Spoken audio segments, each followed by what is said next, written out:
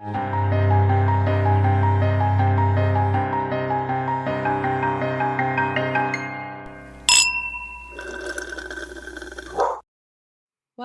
Hi.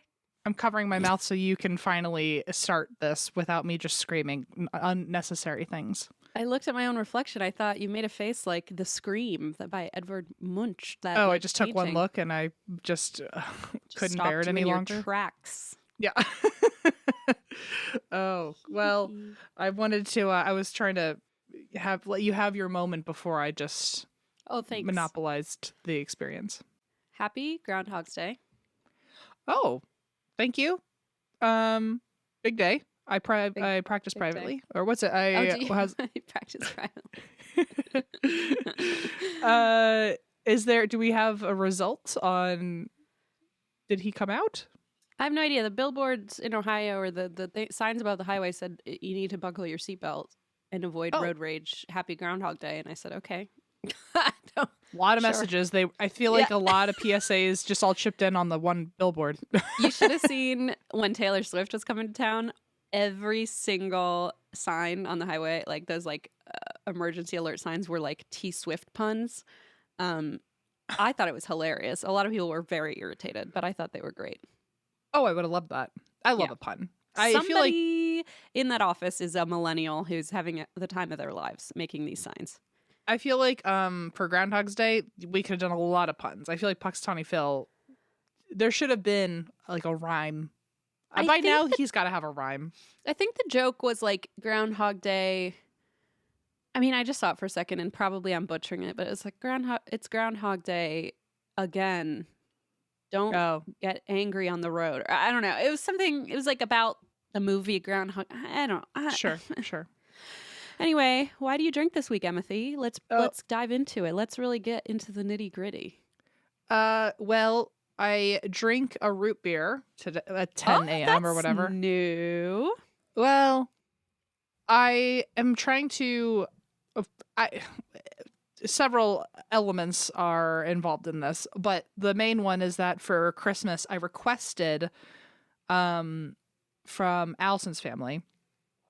My algorithm knows me so well. They have been posting about like a root beer club where you can like pay for an annual membership, and like every month they'll send you a new crate of different root beer. Everything.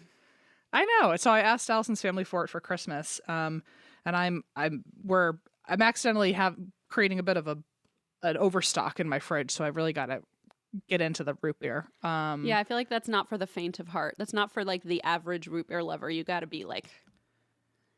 Well, I'm really a cream soda person, but they only had a root beer crate membership, which is fine. I like root beer. I just have it's not my top 3, but I want to learn to like root beer because anytime I've gone to one of those like Rocket Fizz or old fashioned soda shops, have you been to a Rocket Fizz? Do you know what I'm talking about?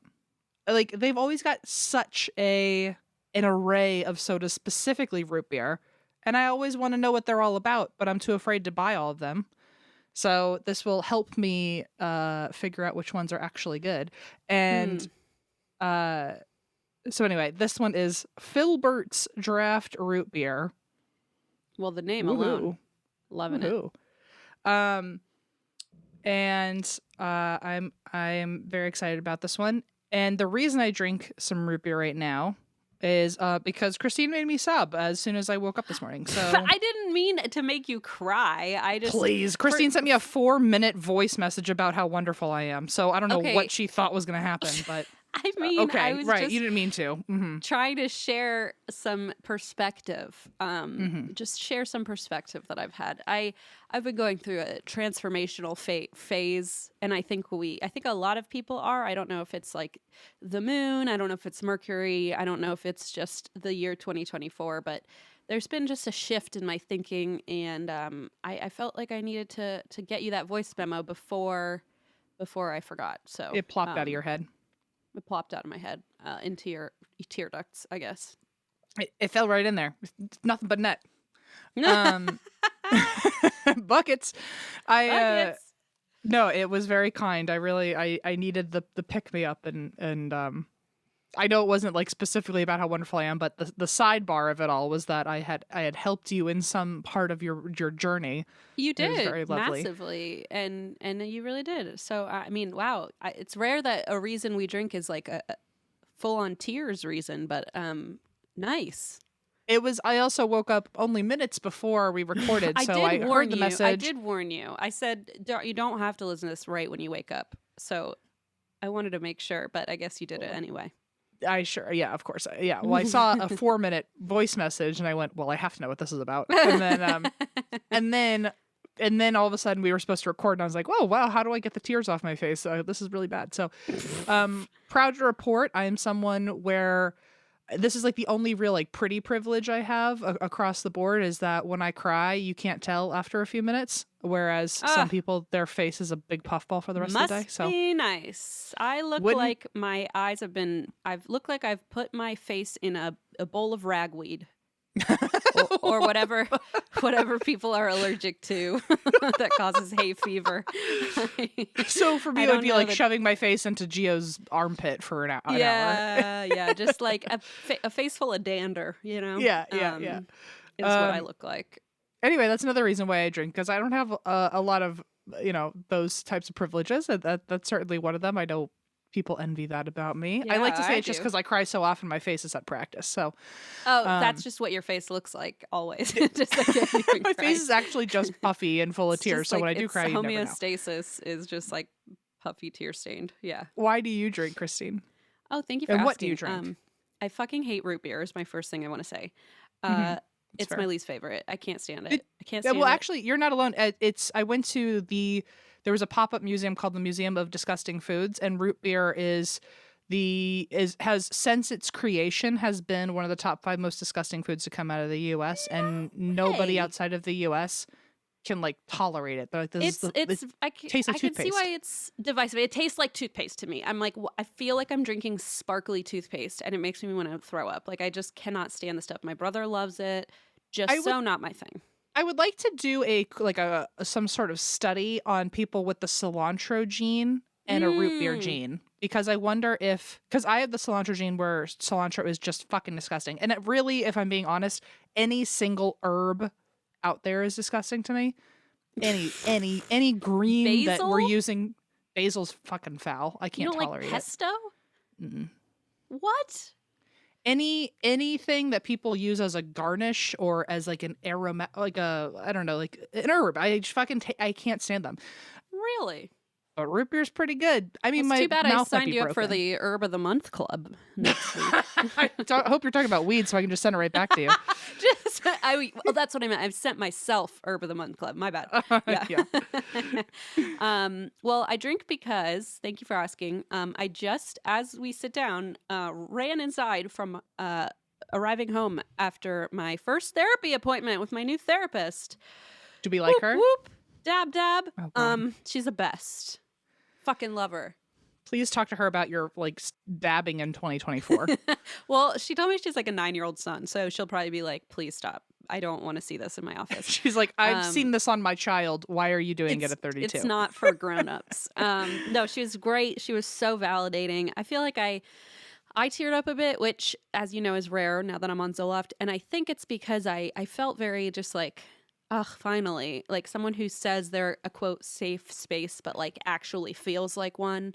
And not to say the other places I've been to weren't. I just felt like maybe I wasn't suited for that safe place, or I didn't exactly mesh with the person. And I kind of explained like my past therapy experience. And one thing I had trouble with is that the person I used to see, even though we aligned on all the right things on paper, I always felt very criticized after I left. And at first I thought, maybe that's a me thing, like maybe I'm projecting. But then I noticed she would roll her eyes a lot when I talked. Why? What in the world? I'd be like, girl, you need therapy. What the fuck is going on? Right? And I felt like, okay, she's like, I just genuinely felt every single day like, man, she is fucking over me. Like she does not want me here. When was this? Was this like... This was when I first moved to Cincinnati, or to Northern Kentucky. So this would have been like 2020, 2021. It was like when I was pregnant. What's her name? I want to fucking beat her up. No, wait. I can't. No, I can't go.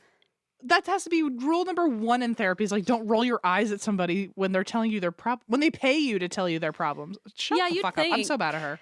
Yeah, okay, thank you. Because I felt like, maybe I'm just like reading into things. But then today I went in and I was like, oh my God, this is like night and day. And I said, like, I actually feel like I can speak to you without worrying that, like, I'm going to go home and like doubt everything I've said. Like, I was getting to a point with my old therapist where I would like kind of like, which is a huge red flag in therapy, like hide the truth or something, or like try to say what I thought she wanted me to say. Like, it was a very toxic relationship we had, and we ghosted one another. So I think it was mutual. If the eye How rolls did you told find me this anything, one? Okay, this is where I give a beautiful shout out, because she had a little drop down menu where she's like, oh, how did you find our practice? And I was like, you're going to have to hit other, because this is like not on your drop down list, I promise. Oh my God. Was it like on a rhyming billboard with a pun or something? Was it? Did she share part of her billboard with Puck's Johnny Phil? I was watching the movie Groundhog Day. No, I had lamented on a past podcast episode with you about, it was like the end of an episode, and I said something like, man, I've just really struggled since ghosting my therapist, which is the one I was just talking about, to find somebody that I really feel I can mesh with. And somebody, I guess, emailed in and said, hey, I no longer, go to this practice, but they are wonderful, very open, very LGBT friendly. And so I thought, okay, I'll look into it. And I don't know. I guess Megan or Katie or somebody forwarded it to me on Slack. And I went, well, I might as well just like take a peek. And I opened their website and I was like, this just feels right. So I sent them an email, and they just matched me with someone who said they thought I'd be a good match. And yeah, so thank you to the person who emailed. You probably know who you are, because it's a very specific thing that you've sent. So thank you. That's very sweet. And she said, indeed, that is a new one. And I do not have a drop-down option for that, for podcast fans sent you here. So like, yeah. That. Well, that's very lovely. And I know exactly what you're talking about with my current therapist. It's the first therapist where I look forward every week to going. And I know. Also, can I ask how old your therapist is? Yes. I would say, I don't know totally, but probably like mid to late, like mid 30s, maybe, like my age. Yeah. I don't know if it's something like this is maybe it's something I had to wait for until I got to this age, but I never had a therapist my age, and this is the first time I've had a therapist that we're only like a year apart or something. And obviously, since I was a kid, I've gone to people who were older than me, and I don't know if maybe like culturally, like generationally, we just weren't clicking. That's interesting. But my therapist is 30, and so she's a year younger than me, which actually feels weird that now I'm going to someone who's technically younger than me. I know. It's funny. That means we're old, because now I know. I'm like, the professionals in our lives are just going to get younger as we get older. I know that I don't totally love, but no, it's just so weird. And also, she's so different. Every single therapist I went to before was like kind of like an old white girl, and like I feel like I've said this to you before, and I've said this to everybody, that like I was intentionally looking for someone part of marginalized communities who had different insight than I do about the world and how things work and what systems are in place. And I wanted someone who wouldn't coddle me. I wanted someone who wouldn't, hold my hand. I wanted someone who would call me on my bullshit. And I have just noticed across the board that all my other therapists were very quick to let me feel like the victim in places, and I wanted someone who was going to be like, you fucked up. And so that really, I'd rather die. But I'm so glad, because I feel like there are people who are better with that form of treatment, but I'm not one of them.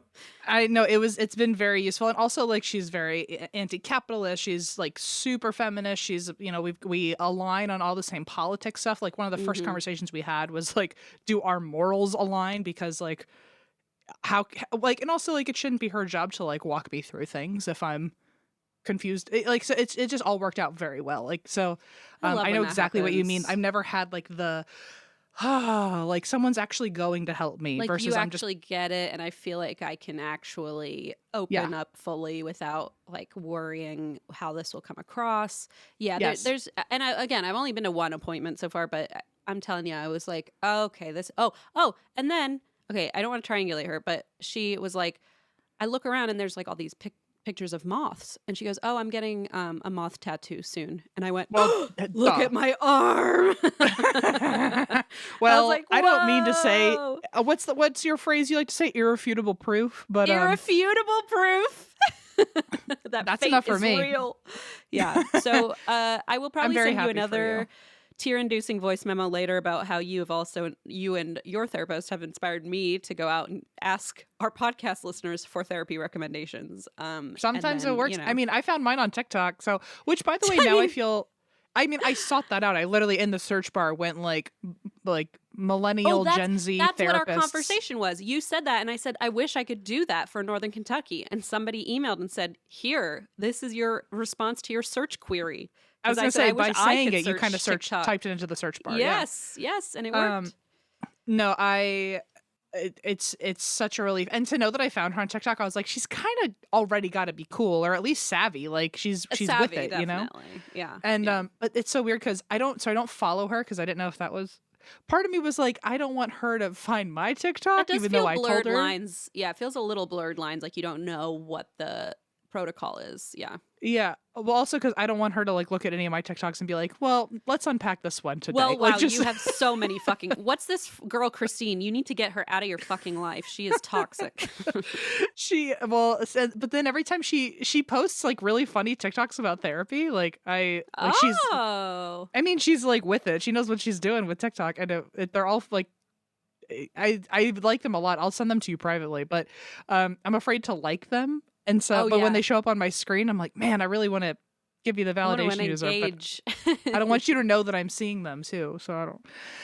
Anyway, so I'm glad ours is about mental health both ways this time. I'm proud of us, Em. Was mine? Why did I drink this week? Root beer, I think. Okay. Mental health. Just kidding. I think you actually said because of the voice memo I sent you. So it was. Yes. I wanted to make it seem silly about that it was just root beer, but it was more than that. I promise. No. You're totally right. Yes. Okay. So we're both happier than we were last week. Wow. Yes? What a change. And it's Friday, Wow. What are you doing tonight? Anything fun? Oh my gosh. One of my best friends whom you know, Alyssa, just got engaged and is in town with her fiance. So I'm going to give both of them a squeeze, and I'm meeting her fiance's family as well. She's coming with her parents, I think, which I didn't know. Wow. As in Alyssa's fiance, Maddie, is coming with her parents, and so I'm gonna meet the whole fam. And I'm very excited. We're gonna get pizza, and she's gonna meet Alyssa's gonna meet Leona for the first time. So oh my gosh, I know. Can you believe it? It's been. Is it weird for you when your own childhood friends are meeting? Like, she's not a baby anymore. That's a full-blown little kid. It's incredibly weird. It's like worlds colliding. Thankfully, Renee moved back pretty quickly, like pretty close to when Leona was born. So she's had enough interaction that like they know each other. But with Alyssa, I'm like, man, this is weird that you don't know my offspring yet. I know. Yeah, that is weird. But today's the day. Gang's all here. Okay. Let's hope they get along. Let's pop into my story, Christine, so you can go get your pizza with your little baby. Yay. Okay, so mine, we just talked about Baba Yaga with her little bird, her little legs in her birdhouse or whatever it was. Gotta love her. Gotta love her. I have another Baba for you, but another Baba? Another Baba. Which, if you remember, translates to grandmother, and it's sometimes a title that you have to it has to be earned, or your reputation has to precede you in a way. So I see. It's like an elder, a term for like an elder that you respect. Yes. Maybe. Okay. I think so. I think that's fair to say. Right. So this is the Baba Vanga Prophecies. Prophecies. So the Baba Vanga Prophecies. This starts in 1911. On January 31st, so we just hit the anniversary of this. Baba Vanga, she's originally born with the name Vangelia Pandeva Dimitrova. Dimitrova. And she's born that day. So happy birthday, girl. In the Republic of Macedonia. And her father was a political activist. Her mom was a farmer, which I love. In 1911, her mom had the more like what seemed as the masculine role, and her dad had what seems more like the feminine role. Wait, so like in terms of jobs. What was the job? The dad was a farmer? No, mom was a farmer. Oh, which whoa. feels like dad would be the farmer. It sure then does. Father was the, I guess, political activist is kind of gender neutral. But between the two, I would have thought mom's the political activist and the dad was the farmer. Yeah, that's what I thought you said. I like totally twisted it. Interesting. I said it to your face and your brain still went, that's not right, and switched it up. Flip it. But so she ends up being a mystic, a clairvoyant, a soothsayer. And there is no documented line of this going through her family. So Baba Vanga ends up being, she's the first person in her family for this. Wow. What do they say in Game of Thrones? First of her line or first of her family? Yeah, first of her name or I don't even something know, like that. So from the start, this little girl, Vangelia, currently, she has a pretty miraculous entrance. She loves the theatrics. She's born prematurely and extremely fragile, and everyone says, don't even get attached to her. She is not going to make it. Don't get attached. That's nice. Well, her parents did not get attached, and they waited 2 months of her surviving before they even named her. Oh my gosh, that's so sad to think about that you'd have to really genuinely not get attached. Wow. As soon as she was born, I guess it was a home birth, they placed her under a wood stove to keep her warm until she passed. Oh my God, that is the saddest thing I ever heard. But then, a la Miley Cyrus, she says, she came in like a wrecking ball? Oh. She's not she dying. Came in like a wrecking ball. Never mind. She said, these bitches are trying to kill me, but I'm back. Okay, so, or whatever that video is. So she said, oh, you thought I wasn't going to make it. Haha, I'm here. Idiot. So she survives. 2 months in, her parents are like, okay, we got to name you. We're going to name you Vangelia. Which I hope I'm saying that right. Vangeliva? But it means good messenger or gospel. So okay, that's why they that's a good foreshadowing. And then only when she's 7, when she's 3, her mom dies. Oh no. Then her dad goes to fight in World War I. Oh no. So by 3, she's like, she definitely has something that either of our therapists could walk her through. And her and her brother end up being taken in by a neighbor just because it's like, well, you don't have parents. It takes a village. So come live with me. Yeah. By the time she's 7, her dad returns, but he remarries to kind of this like low-key awful woman and keeps running the farm. Okay. I mean, it sounds like the Cinderella story with Hilary Duff. You know what's so weird is I actually looked up a picture of Baba Vanga and she looks oddly like Hilary Duff. Wait, you're lying to me. I am lying to you. I don't fucking know what she looks like. I was like, what? And what's so weird is Chad Michael Murray shows up later, which is even crazier. That's enough of that. That's enough of that. Thanks anyway. Take a swig of your nasty ass juice and keep talking. What was did in a Cinderella story, was there when she sang that song "Let the Rain Fall" on her own record? Did they play that in the movie? I feel like I don't recall. Get kissed on the football field, and I remember there being rain. Anyway, listen, I don't recall. I'm so sorry. I'll tell you one thing I know for sure is after this episode, I will be listening to Hilary Duff's discography. So it's an excellent choice. I would argue one of the best for a Friday evening. Thank you so much. It's giving Friday. Her albums never hit on a different day. No. Not quite like they do on Fridays, at least. So anyway, Baba Vanga / Hilary Duff, her dad returns from war and they run the farm together. But in her town, her village ends up under new rule and her father gets arrested for his political activism. Right. And I will say this is not his first time being arrested for this. It seems like he is a bit of a career criminal in terms of political activism. In 1921, he was released again. And so now at 20, she's 10 years old now. He's released and he works as a shepherd and doesn't pay the bills the same way. The whole family kind of falls into poverty, so they have to move, and the whole family moves. So even like her cousins, her uncle moves. And her stepmom is still terrible. She treats the kids like staff rather than kids, and she has obvious favoritism towards her own children. I'm telling you, did I not say? Does she have a tanning bed that she likes to lay in? Because is her name Jennifer Coolidge? That's what I'm saying. Lip fillers. I mean, bring it on. I think I just might figured it out. Yep. In 1923, Vanga is 12 years old now. She is hanging out outside with her cousins in the field because in 1923 there was just nothing else to do. I mean, in 2005 in Ohio there was also nothing else to do, so I get it. History repeats itself. So hanging out in the fields, playing hoop and stick or something, and all of a sudden there's stormy weather. Uh-oh. And a tornado gets a brewing.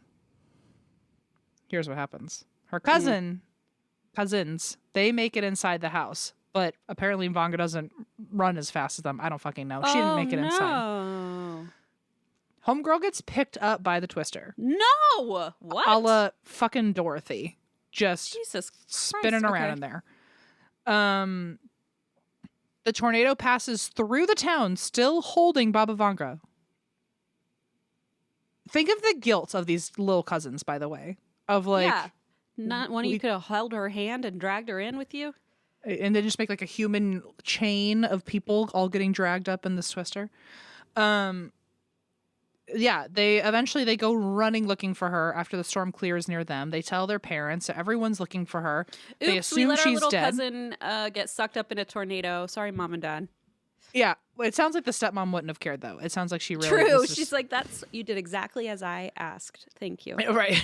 So the cousins are obviously panicked and are looking for her. This is the second time now where people are just going to expect that Baba Vanga is going to die. She's not around she's not with us anymore. She's not in the room. And they end up finding her a half a mile away. She got carried a half mile by this tornado. She's only really like battered and like her clothes are torn up a little bit. Is she motion sick? Very. Had to be. I would be. I am just thinking about it. Just twirling for half a mile. Terrible. Here's the problem, though. Uh-oh. She has a really hard time opening her eyes because so much debris from the tornado hit her in the eyes. Oh, God. Which is like one of those things that like I never even thought about, but of course you would have to keep your eyes closed in a tornado. Oh, that would be really traumatic on your eyes if you survived that. Yeah. I think her eyes, like, I'm guessing here, but I imagine with the way the rest of the story goes, it sounded like it was just debris in her eyes, but I wouldn't be surprised if like a fucking like fence hit her in the face or something. Like right, it's like a cow. You know, there's always a cow. Yeah, in the cow. tornadoes. I was gonna say the cow too. It's astounding. It was only debris, but I imagine like all the dirt and grit would probably be also so hard to wash out of your eyes. And going 100 miles an hour, it's probably just slicing your eyes up. Ugh, terrible. So I say all that because she ends up needing to get surgery to fix her eyes after this. Oh, jeez. Which, by the way, year is 1923 this? eye surgery, I would literally off. never want. I can't even imagine. Eye surgery? I barely got LASIK this past year because I was nervous. You got it in 2023, literally 100 years after she had eye surgery. And she paved the way so that I could see better. Good. Thank you, Baba Vanga. I really can't. I don't even know what it means to get eye surgery in 1923. Like I don't even. I really. Oh my God. I can't even imagine. It's like I just imagine. I don't want to even but torture. know. It feels like it would just be a fun experiment for the doctor more than anything. You know. Yeah, it feels like they just hired an evil scientist who was like, I'm down to torture somebody. I'll cut into a child's eyeballs. So imagine, like, let's just, since we're on like a mental health kick today, imagine the trauma of barely surviving your birth and people just assuming you for dead. So there's got to be some sort of disconnect there. Like 2 months in, like she probably was not getting like skin to skin or anything. Like just feels like there's not a bond with her parents. Then her mom dies at 3. Then her dad goes to war. Then when her dad comes back, he's married to an evil woman. And then on top of that, she has to uproot her life because they're poor now and they go live somewhere else. And then homegirl gets picked up by a tornado. And I was like, don't forget the tornado. And then she has to get surgery on her eyeballs as a child, like without anesthetic. You know it was without anesthetic. She like survived the fucking tornado, and then they're like, "Anyway, now lay down. We're gonna cut open your eyes." Like I would, you just can't win. Yes, I would literally be like, "I'm 12, but I've checked out. Like let's." I'd be like, "Put me back in the tornado. I don't want to be in part of this anymore." I just feel so. It's terrible. I don't even know what part would.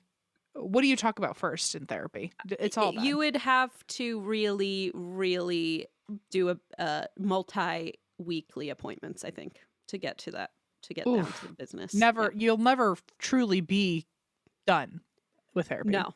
Oh, certainly not. And this is by 12. So right? she gets her. She's only 12. Holy shit. So she still has the rest of her life to go too. She hasn't even hit puberty, you know? God, poor thing.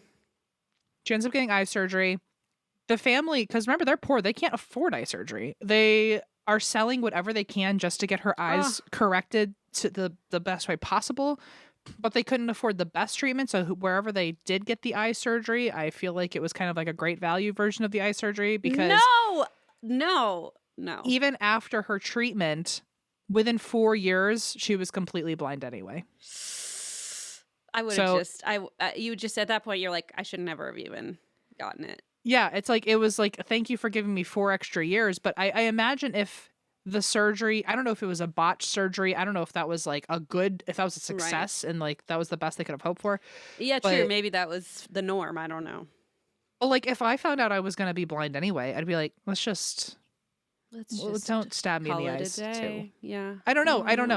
But at the same time, don't it's know, like, because I don't want to say, oh, well, she shouldn't have gotten 4 extra years of her vision. I mean, it's not my place to say, but like, I just, to know that you just got surgery on your eyes, you hope that, okay, that better have been fucking worth it. And now immediately your vision's deteriorating to a point where only 2 years into those 4 years, she still can technically see, but she's on her way. And within 2 years, they knew like, oh, eventually she's going to be fully like, not just vision impaired. She's going to be living in the dark. This girl, man.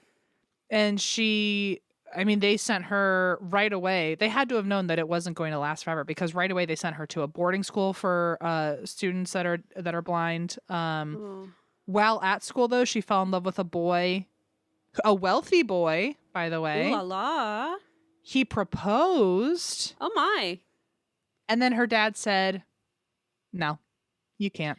You know what, Dad? It doesn't sound like you have great taste in women. So, you know what? It's not your fucking place. 2, I mean, we could talk about toxic masculinity 100 years after this. So I feel like this story is just almost expected at this point. Yes, but, definitely. He said, I don't want you getting married. First of all, someone wants to be with your daughter and loves her and it's wonderful. And like also they met at a school for the blind. So like they know each other's like experience and they can help each other through things. Yeah. Perfect situation. And also, he's wealthy, which I'm sure is a concern of the dad, I would think. Who has been like in abject poverty this whole time. You would think like that would be helpful. A bonus. He said, well, your stepmom, she recently died. I need you to raise her kids for me. Oh, forgot. This stepmom is just too much. Even in death, she's fucking things up. Exactly. Like, she did that out of spite. Sorry, I could not even say that with a straight face. It's a terrible thing to say, but I just picture like in the Disney version of this, she's like, haha. now exactly. I really got it's like, I'll run away and everyone will have to take over my responsibilities. Burdened with my own children, my offspring. Yeah. So stepmom dies. She ends up having to turn down the love of her life, which like, by the way, let's remember that was like the only good thing that's ever happened to her. It's horrible. That's really sad. It makes me sad. And she goes to raise her half siblings in her own town. And at this point becomes a bit of like a mentor in her village, teaching kids how to sew and embroider. Oh. I feel like she's kind of just become like the village home ec teacher. And I love the that. irony is so that one day they can grow up and go be on their own, which she was forced out of. Wasn't even allowed to do. Yeah. By 28, full-blown spinster, I'm sure. Yeah, right. She's a lost cause, am I right? Well, here's the third time where she should have died and somehow didn't. She died from she almost died from inflammation of the lungs, which at the time was its own like disease or sickness, where like that was like you could just die from that. I don't think they had awareness that that was a symptom of something bigger. I see. So there's no record of what she actually nearly died from, just the side effect that almost killed her. Something was wrong with her lungs. Yeah. So it could have been a flu or something, but anyway, she almost died from inflammation of the lungs, which like how inflated and inflamed do your lungs have to be? Terrible. And they didn't have x-ray machines back then. Like how bad are your lungs that they know that your lungs... Are you sure they didn't have x-ray machines considering they had eye surgery? That's a good point. At point. this point, I'm like, what was their x-ray? Like they just like cut you open and look inside and say, okay, we did an scalpel x-ray. was an x-ray. Yeah. A scalpel, yeah. An X-Acto knife. So at 28, she almost dies. She survives again. I feel like, you know what, something's happening when I'm holding this root beer because it feels like my version of holding a bottle of beer. And it I feel looks like you're having a bar beer with you. And I'm like, and then this bitch. And I can't even. And then you'll never believe what happened next. And then I had to hear it from a buddy down the road, but she survived. She made it. Meanwhile, all I have is this fucking, I can't even put it in the screen because it looks so gross, but Blaze made me overnight oats with chia seeds. How do we feel about overnight oats? I fucking love them, always have, but I know they're very divisive, so I know that it's not everybody. Well, I just think some people are like not into oats or oatmeal at all. But I like it. So I love a porridge. A porridge, interesting. I don't know if I've ever had a porridge. Well, oatmeal falls under the umbrella of porridge, right? What about? I guess so. What about cream of wheat? That would be like a porridge. I don't think I've had cream of wheat, but I've had farina. Childhood. Oh, it's like the same thing, I think. Well, no, it's a little different, but they're similar. I fucking love farina. Yeah, I feel like my big thing growing up when we'd go to my grandma's in Austria was cream of wheat with milk chocolate shavings on it. Oh my god. And I feel like only people who play hoop and stick are people who like whose mouths melt at the idea of cream of wheat with chocolate literally shavings. Farina, but it's us. It's so good. I just had it when I was when I went to Thanksgiving with my aunt and my uncle. They make a mean farina. They make a famina, and it was delicioso. Oh, apparently they're basically they're very similar. Apparently. Okay, well then I probably like cream almost wheat. The same. Yeah. It'll be my old people meal because I'm already eating it. So melt some German chocolate onto that bad boy. Oh, it's good. It's really good. Is Ritter Sport a German chocolate? Sure is. I think so, at least. It might be Dutch. Sometimes I get them mixed up, but let me check. The light blue one, the Alpine milk. Oh, it does something to me. And then the brown one with the little biscuit in it. Oh my god, take me out. That's my personal favorite, the biscuit one. They're the only two I like. I've tried all of them, and the brown one and the light blue one are my two favorites. Yeah, they are indeed a German brand. I just confirmed. Oh, it's good stuff. I love them. The light blue one I have in my freezer right now. Ooh, yummy. Maybe I eat some of that while I listen to my Hillary Duff later. Oh, that's gonna be a good day. Friday party. Okay, so back to we're in a dive bar. I'm holding my beer. So we're talking about cream of wheat like all guys at dive bars do, holding their beer. Okay, let me get back into it. So then this little girl's supposed to die. She survives for the third time now with her stupid lungs. They somehow with her, like 9 lives. Yeah. Yeah, it really is almost like she's a cat. According to Vanga, while she was sick on her deathbed, which I will say a lot of people, even personal friends of mine, if you are that close to death, that is when a lot of people have a moment where, because they're on the other side or so close to the veil in between worlds, it ignites something, or they've seen too much and it stays with them when they come back to Earthside. And it's the beginning of them having some interesting spiritual skills. I have absolutely heard that. I've heard that very often about people who, either die on the table during surgery or have a near-death experience and they come back to Earth and are like, my entire view on life has changed. Like their whole prospect and their whole view of the world changes. One of my friends, who is very gifted in this stuff, she died on the table 12 times before college. She had like a really intense spleen disorder. Jesus Christ. I mean, but oh my God. After 12 times, she's like, oh, I've like, there's nothing I haven't tapped into at least once, probably. I mean, she's a medium, right? So it's like she clearly connected something somewhere. Well, I say all that to say Vanga is now on her third attempt to reach heaven, I guess. And she's survived, which means now 3 times she has... I don't know how close to death she was during the tornado one. I mean, it was definitely a I would trauma. say pretty fucking close. I'm just gonna say it. I don't know if she died and then like came back or anything, but I do know. I do know as a premature baby where they literally thought she was gonna die. Maybe I don't know. Add it all together, she's having spiritual experiences after this because while she was sick, apparently she saw... Oh, I forgot to mention this forever ago. It was like one of the most important bullet notes, and I walked right over it. During the tornado... I'm so sorry. I totally just went over this one. During the tornado, her eyes are like all fucked up. She doesn't know where she is. Her cousins are looking for her. While she's just kind of sitting there, and I assume waiting for death to happen, apparently spirits come to her. Oh! And tell her you are going to have the gift of clairvoyance, and you're going to have you're going to have powers, spiritual powers after this. And this is inside the tornado. Either inside the tornado or now she's like on a field somewhere waiting to be discovered. Recovery. Yeah. Okay, gotcha. So... Oh yeah, and that is an important bullet point. Like wildly important.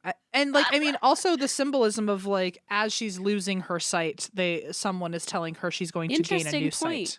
Yeah, so she is having a spiritual experience then too then.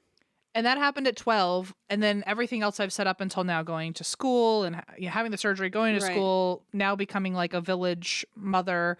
That's all happened, but she hasn't had any gifts up until that point. I think when she had that kind of moment with the spirits, she probably looked back and felt like I was clearly going through a fucking trauma, or I was like dehydrated or something, or maybe I'm just misremembering, or it was just a weird dream. Yeah, I'm sure there's a lot of ways to write it off. So I think she kind of stayed closed off to it. She was like, oh, that was weird, and then just never put energy towards it. Right.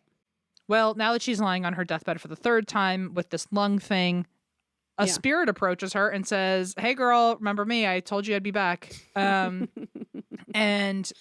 I don't know. This is where things get problematic. They start getting problematic. Oh. It starts immediately with the fact that this spirit is an ancient warrior. I don't know what that means. It's vague enough for me to have some concern. I don't know what it means. I'm worried about it being like, is this an indigenous person? Is this like... I mean, if she lives in Macedonia, it could just be a Macedonian warrior. I hope so. It starts getting problematic, so I'm already... You just don't know where the line, where it begins. Okay, I'm already primed to be like, So this is the beginning of that. So an ancient warrior, let's hope it's an ancient Macedonian warrior. Apparently his spirit shows up. He visits her. He says that he's here to watch over her and help heal her through her lung infection. Okay. And it was at this moment, once she recovered, that the gifts she was told about at 12 years old are starting to come to the surface. Aha, okay. Vanga begins to see spirits, and they really appear at random. She really has very little control over it. She starts hearing voices out of nowhere. And on top of that, she can now allegedly go into trances and allow spirits to speak through her. And she can see the future. Oh, so casual. She could also focus on a particular person. This is the wildest part to me. She could focus on a particular person and see their entire life from birth to death. So she could look right at you and know what's going to happen. Like that movie. Was that Big Fish? What movie was that? Where he sees Big Fish? She shows him how he dies and he's on the toilet. I don't know. Never mind. Was that Maybe Elvis Presley you're talking about? It was probably Cinderella story or something. I don't know. Hillary is not just her discography, her filmography is crazy. I mean, clearly very diverse. Yeah. So Vanga can now focus on people. Her clairvoyance is probably one of her biggest gifts. Very cool, but a lot of other random visions would come to her without any control, a la That's So Raven. Just kind of like they would hit her and they would be kind of out of context, so she didn't know what she was looking at. And her powers, she kept them a secret for a year because she was afraid of people thinking she was mentally ill, which is the first thing I thought, because I was like, this girl has she definitely hit her head in that tornado. Oh yeah, I mean, she's been through it. She's been through it. She's like living in poverty. She's raising kids she doesn't want to raise. She's been traumatized in many ways, like countless ways. And also like just in general, she's living a life she didn't really want. Like maybe this is like her way out, is to like create this like fantastical story, or you know what? It could be real. It could not be real, but it could be real. We don't know. Yeah. When she did finally tell her closest friends and family, it was difficult for them to believe her until a bunch of her predictions started coming true, and they were like, "Ooh, there's no way you could have known that." I love it. They wanted Vanga to share her gift with the world, but she was very hesitant and did not like the idea of fame. She didn't want the attention, so she kept it quiet for a long time. But in 1939, she has a vision about World War II. Oh, I knew you were going to say that. And that her country was going to join the war in 2 years. So she said, 1941, we're going to join. And also, like, I don't know psychologically where this falls, but having lived through World War I as a child, she was probably so fucking scared of a whole other world war that maybe... Yeah, well, and her dad was gone and she was alone. Yeah. Yeah. So I don't... For people who are doubtful about her... You know, she could have maybe just been predicting like one of her greatest fears and just saying like, I hope this doesn't happen. And then it did. Right. But for her to like have said like the year and that her country would be joining, it's a little more specific. So some people fall into the camp that she was telling the truth. Right. I could see both sides of that. Yeah. It freaked her out so much that she did not want to scare anybody else because she knew what it was like having already lived through a world war. Aww. So she kept quiet about it. One day while out, though, apparently, again, could be mental illness, could be miraculous. We don't know. One day while out, a spirit of an old man possesses her and speaks through her and tells that vision that we are going to be joining World War II in 1941. To just anyone who's walking by, this apparently... no! Okay, so she's like, I'll keep this to myself. And they're like, the hell you will. And then they just force her to say it. Okay, gotcha. I feel like some ghost was like, I just told you that... I just told you this is going to happen. Why aren't you telling people? Like, warn people. And so just... Okay. So poor girl. She's like, I don't even have any boundaries in my own brain anymore. Sure, yeah. And... the story spread because at the very least, a quote crazy girl was on the side of the street, like predicting things, saying that we were going to join in World War II, blah, blah, blah. And so it was kind of like a local gossip tabloid story. But then the story spread again years later when that prediction came true. And all of a sudden she was like in the limelight of, oh, she could sense something. Maybe she knows more things, and very quickly she grew an audience. Other people knew, especially during such an unprecedented time, that if they went to Vanga's home, then maybe they could get some guidance. Because remember, World War I and World War II, or was it World War I, World War II, or yes, it was those two, I think. The two world wars were the times where a lot of places had massive spikes in spiritualism because so many people died that everybody was like just desperate for an answer about where their son was or where their husband was or if there were any messages. Uncertainty and fear. Yeah. So it does totally make sense that you would be seeking guidance, you know? Yeah, and if everyone else is already kind of talking about spiritualism, it's not as woo-woo to say like, oh, I'm going to go talk to this Vanga girl who already predicted things before I was even into this kind of stuff. So many obviously thought she was a liar or that she was in cahoots with the devil. Sure. Others thought this was a miracle from God.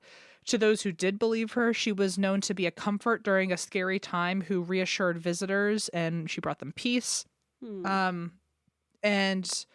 I just wanted to put this in that, like, she was not very, because I also don't know where I stand on her having all these predictions, especially during a time where it was a very lucrative time to be tricking people. Like, people were really relying on her word. She could not be legit. But she never asked money of people. Like, the wildest request she had was that she would ask people sometimes to sleep with an item under their pillow. That way it was like close to their mind, and then she could use it in her readings to like be connected to them. Like, there was one where a guy had to like sleep with sugar cubes under his pillow and then bring the sugar cubes to their appointment. But she never asked like, for puts them in her tea. Like, thank you for that. Exactly. Honestly, I think she just needed to borrow a cup of sugar and like didn't know how else to ask for it. But this is a moment where I at least say she didn't ask for money from people ever. That she did not add some validity to me, for me at least. And also, I mean, I don't know how real this is or if this is a story, but it sounds like she didn't want people to know for years. She didn't even want her own family to know for years. Right. She knew she would be deemed crazy. I don't know. As my my QAnon friends would say, do your own research. So your QAnon friends. LOL. Don't talk about me like that. I'm just kidding. Yeah. Yeah. Can you imagine if I had a QAnon friend? Anyway, okay. I know. I was like, wait, can you clarify? Because I don't think that's real, is it? If it is, they know not to tell me about it, I guess. Yeah. So people began to see her as, again, not just a mother figure in her village where she was helping out like the local kids, but now she's seen as a mother figure to many people because she's helping give peace to them. And so this is where she gets granted the name Baba Vanga or Grandma Vanga. Okay. Also, I don't know what age she was, but I feel like she was way too young to be a Baba Vanga, but true, but she is a spinster, so that's true. You know what? Once you've hit 20, if you're not married, you might as well be a great grandma. A senior, you're in AARP for sure. If nothing else. I'm in AARP. I know you are, my friend. I love it. The benefits, man. Everyone I tell, they're like, don't you have to be 65? And I'm like, that's what they want you to think. But anyone's That's actually welcome. 55. I remember because my parents had a small crisis when the mail started coming in. But yeah, no, M's in it. I'm in it. You can be in it too. Here's an eerie example of one of the times where she was, or maybe her predictions were true. So this is in 1942, and I forgot to look up how this is pronounced. Tsar, is that Tsar? A czar, yeah. Boris III of Bulgaria. He fucking heard about her and was like, I am heading my way over to Vanga. I want to see what is going on. What's the future look like for me and my rule? Like, how are things going to go? Vanga tells Tsar Boris III, August 28th, get ready for her. She will be coming soon. And on August 28th, homeboy died of a heart attack. Oh, she was death. Okay. Like his new love interest, another tornado. Oh no, just death. Okay. So vague. Which, by the way, this is a reminder that if you do believe in mediums and you do like to go to appointments, whatever they say, it could mean anything. It could. Yeah, it's hard because it's like, it's vague. I mean, it sounds like she was right on the money with the date. So that's something, but yeah. And it's kind of, it's one of those reminders that like her visions were also out of context. She probably only got like August 28th, which, you know, if she's telling the truth on all this, you know, but it would mean that like he came to ask about his rule and she got a date and maybe assumed that had something to do with it. But it was really like the spirits maybe saying, oh, he's not even going to make it past August 28th. Like the rule is not what he needs to be concerned about. Yeah. He needs to, I don't know, get his cholesterol under control or something. Yeah. So, at 31, okay, so she's definitely not a Baba age. She's in super my mind. old, elderly. Got it. The fact that we could be Babas is crazy. Fantastic. So at 31, a soldier, I think his name's Dimitar, Dimitar. Demeter. Demeter? Demeter. I don't know. This Bulgarian soldier shows up and he wants a reading from her because his brother has recently died and he wants the names of the men who killed him. Oh, okay. This is getting a little dicey.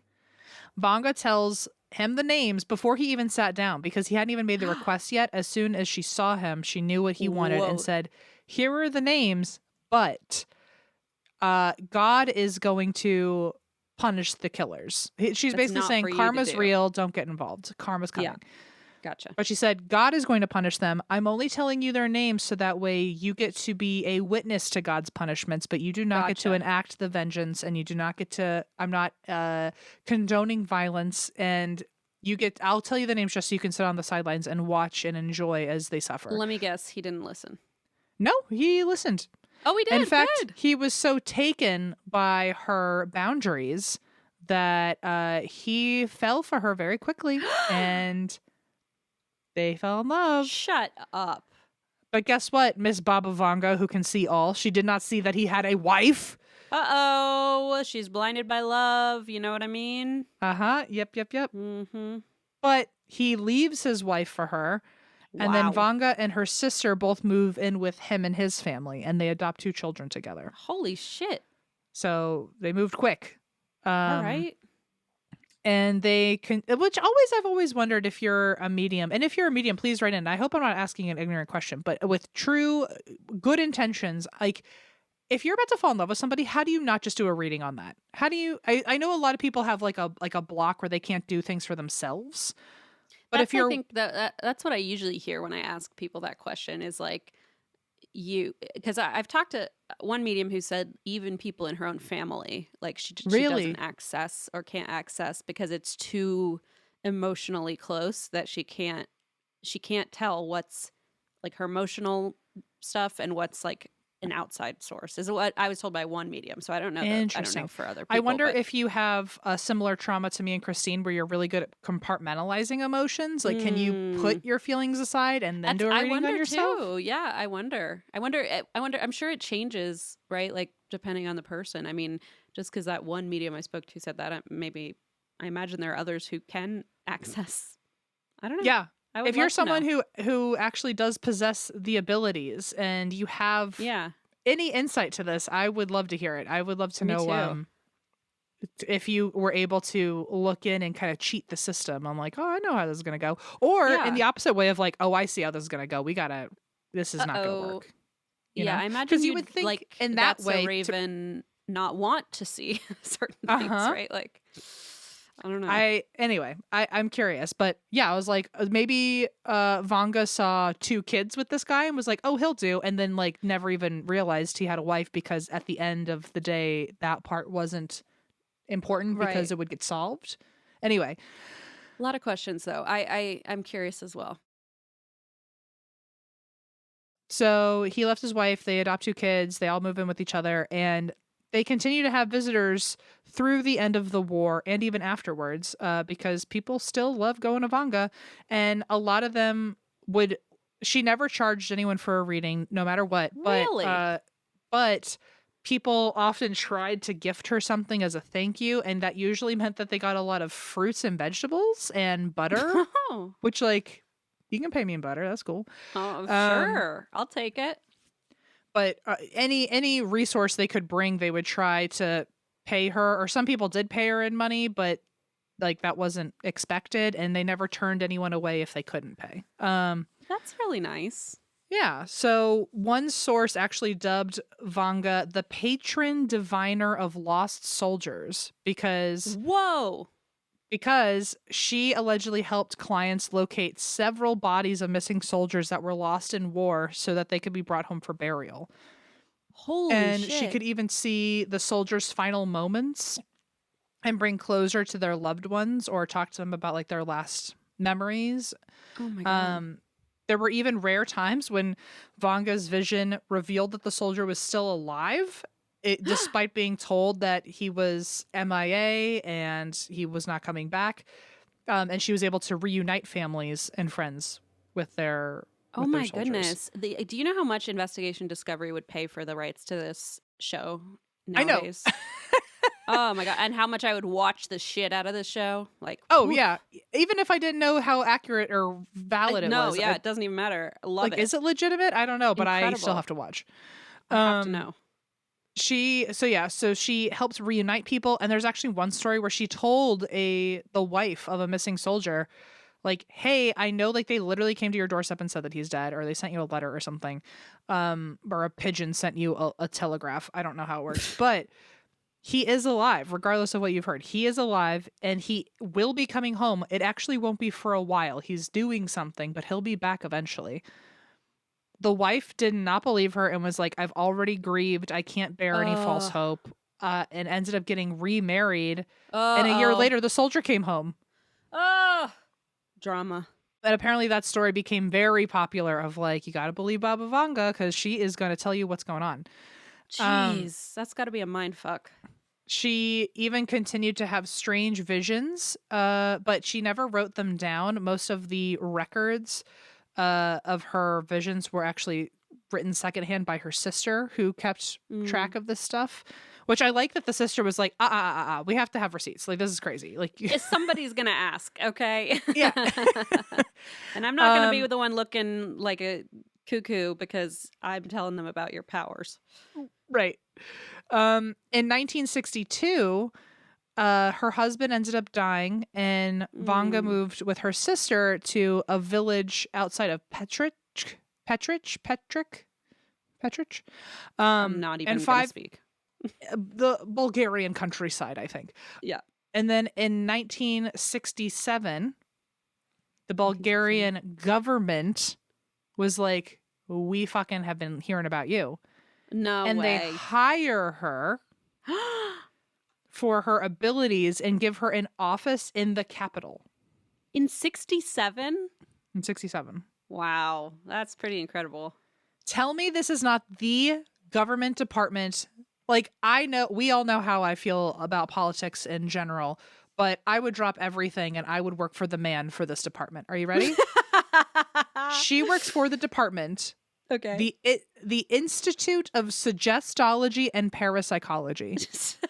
Bitch! I would literally drop all of my morals. I'd be like, I have to work at the parapsychology department today. I love the government! And would shout.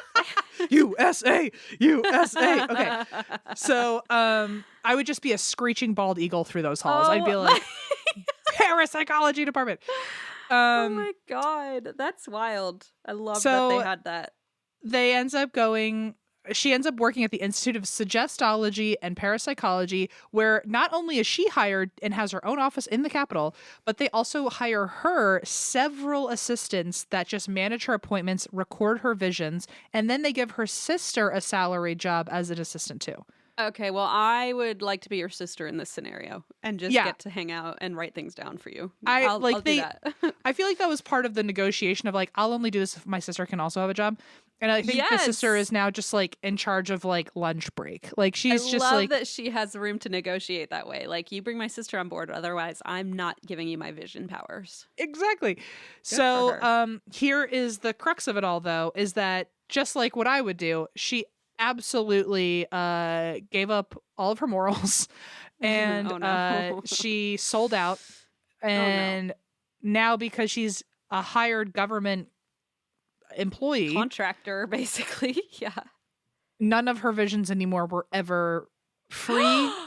She absolutely, like, everyone had to pay top dollar for a vision from her because she was working for the government. So now she's like part of like government secrets. Like, she has like essentially top clearance, whether or not they want to give it to her, because she can see everything. And many of her clientele were high profile politicians and celebrities. And now this also like gets kind of weird in like government conspiracy shit, where like you wonder, like, could they just pay her to say anything, whether or not she saw it, just to like keep the world at bay, or could like she manipulate. lie and we could just tell the newspapers she said this, so that way people think of this.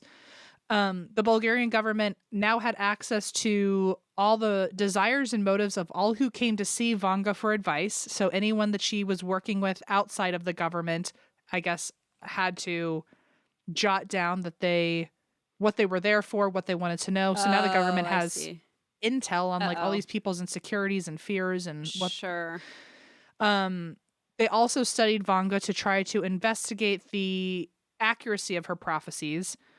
Over the years, many famous people ended up visiting Baba Vanga until her death in 1996, which feels weird that someone born in 1911, I know it's like totally doable, but in my brain it feels so far removed from a time that I was alive that for her to have died when I was on Earth is crazy. Was a child. Yeah, that always trips me up a little bit. In the end, many insist that Vanga was a fraud whose sponsorship by the state was politically advantageous, as well as kind of like a lure in for tourism. And others think that she could have just been mentally ill and none of it was legitimate, but she got exploited anyway for political agendas and they took advantage of a sick person. And either way, we still don't totally know how accurate or how legitimate she was, but she did have a lot of prophecies go correctly. She accurately predicted them. When I gasped earlier, I thought, because I didn't let you finish the sentence. When you said they were no longer free, I thought you were going to say they no longer came true. And I was like, oh my gosh. I thought like because the government hired her, suddenly like her spiritual guides were like, you sold out. We're not giving you any more visions. Now that would be, by the way, can I give you a weird shout out and mention things that you have not mentioned on the show before? Always. You can say whatever you want. Christine has recently been dipping her toe into writing and has been joining some writing contests. Yes, I have. Christine, that is a twist that you should remember for a future story, because that's a great point. Is like, oh, the spirits were like, we gave you a gift and you sold out, and you've lost your people are using it for wartime. I don't think so. You know, that's a good twist. Christine recently had to write with a prompt that came with a twist. There was a twist at the end, and it was a very good story. It was very. And Em was like, "Oh, here's a twist," and I was like, "Shit." That's a better twist. That's a better twist than I had. Did I? I don't even remember that. Your twist was good. Your twist was that at the... Well, can I reveal your twist? Yeah. It was that at the end, the person that he was like telling this whole story to was being buried alive, or he was telling his victim as he was killing him. Yeah. You find out that he's been... Oh, man. That was good, too. That the narrator was the killer all along. Yeah. Right. Yeah. Gotta love it. Yeah, they gave me the prompt thriller, and I was like, yay. And then I started writing, and I was like, this is really hard to write a thriller. No, I remember this as a motivation for your future contests that you enter. I love that. Thank you.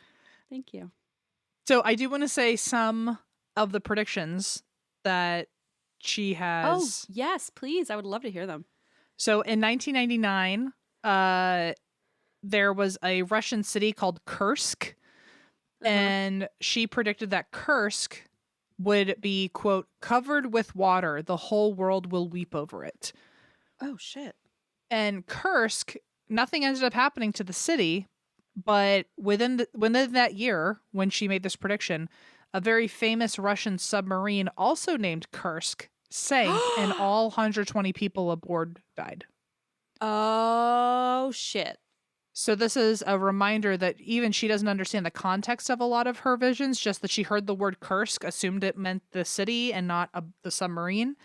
I think it's a little bit unfair that her spiritual guides won't like say, don't worry, this entire city's not going down. They're just like, you'll understand someday. Like, it's one of those conversations where I could sit for hours and wonder, like, where is the red tape? Like, why can't they give us more information? What are the rules?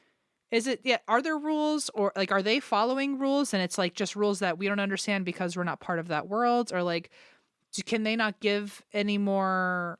Are they putting out as much energy as they already can? And like, they don't have any more room to give any more context? I don't know. I don't either. Just some, what a wacky That's So Raven episode that would be when we thought we had to save a city, but it was actually a submarine. It was a submarine, and then they all died instead. What a wacky day. That's me. That's me. You're probably wondering how this submarine drowned. I feel like we should take advantage of the Herb of the Month club that I signed us up for and discuss this topic at a future date because I think we'd have a lot to discuss. Well, so I agree. She also predicted that the 44th U.S. president would be a black man. Whoa! She was so specific. She predicted Brexit. She said she said major world cities would have record droughts in 2022, and in 2022, many cities in Europe declared official droughts. There is kind of the thought that in 1989 she predicted 9/11. Whoa! Because I don't know any more context other than this, but in her premonition, she said, "Horror, horror! The American brethren will fall after being attacked by steel birds." Well, sounds pretty close. I mean, eerie. Certainly eerie. Eerie, definitely eerie. She allegedly predicted the fall of the Soviet Union, the Union of East and West Germany, the Chernobyl disaster, the date of Stalin's death, and during COVID, which she was not around for, she died in 96, but during COVID, a longtime follower of Baba Vanga said, "I remember back in the 90s, and there was one prediction she always mentioned that always stuck with me, and I never knew what it meant, but she said, the corona will be on all of us." And that being said, this is another moment where, like, it's an out of context, that's so Raven vision. Like, how would you ever know what that meant? Well, because corona in Bulgarian means crown. And so at the time when she made that prediction, everybody thought that she was predicting that there would be an invasion, that like the crown will be on all of us. But an invasion never came. And so they were like, well, I guess that was a false premonition unless something else is to come. But she probably in her vision heard the word corona and didn't know what that meant. And I mean, this is probably semantics, but to say on us all means like not just on a certain nation or a certain, like no one nation is invading another. Like we're all struck by this outside force. Wow, that's really wild.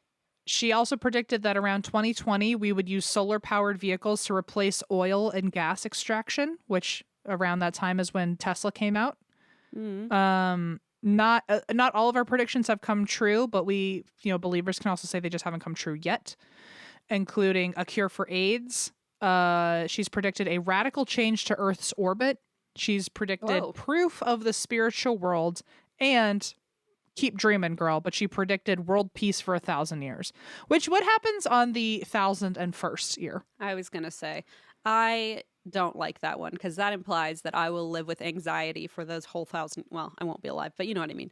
I feel like there would just be this constant anxiety of like, it's going to end any day now, She did predict that in around 200 years, we will officially make contact with extraterrestrials, and Hungary will be the first to do this.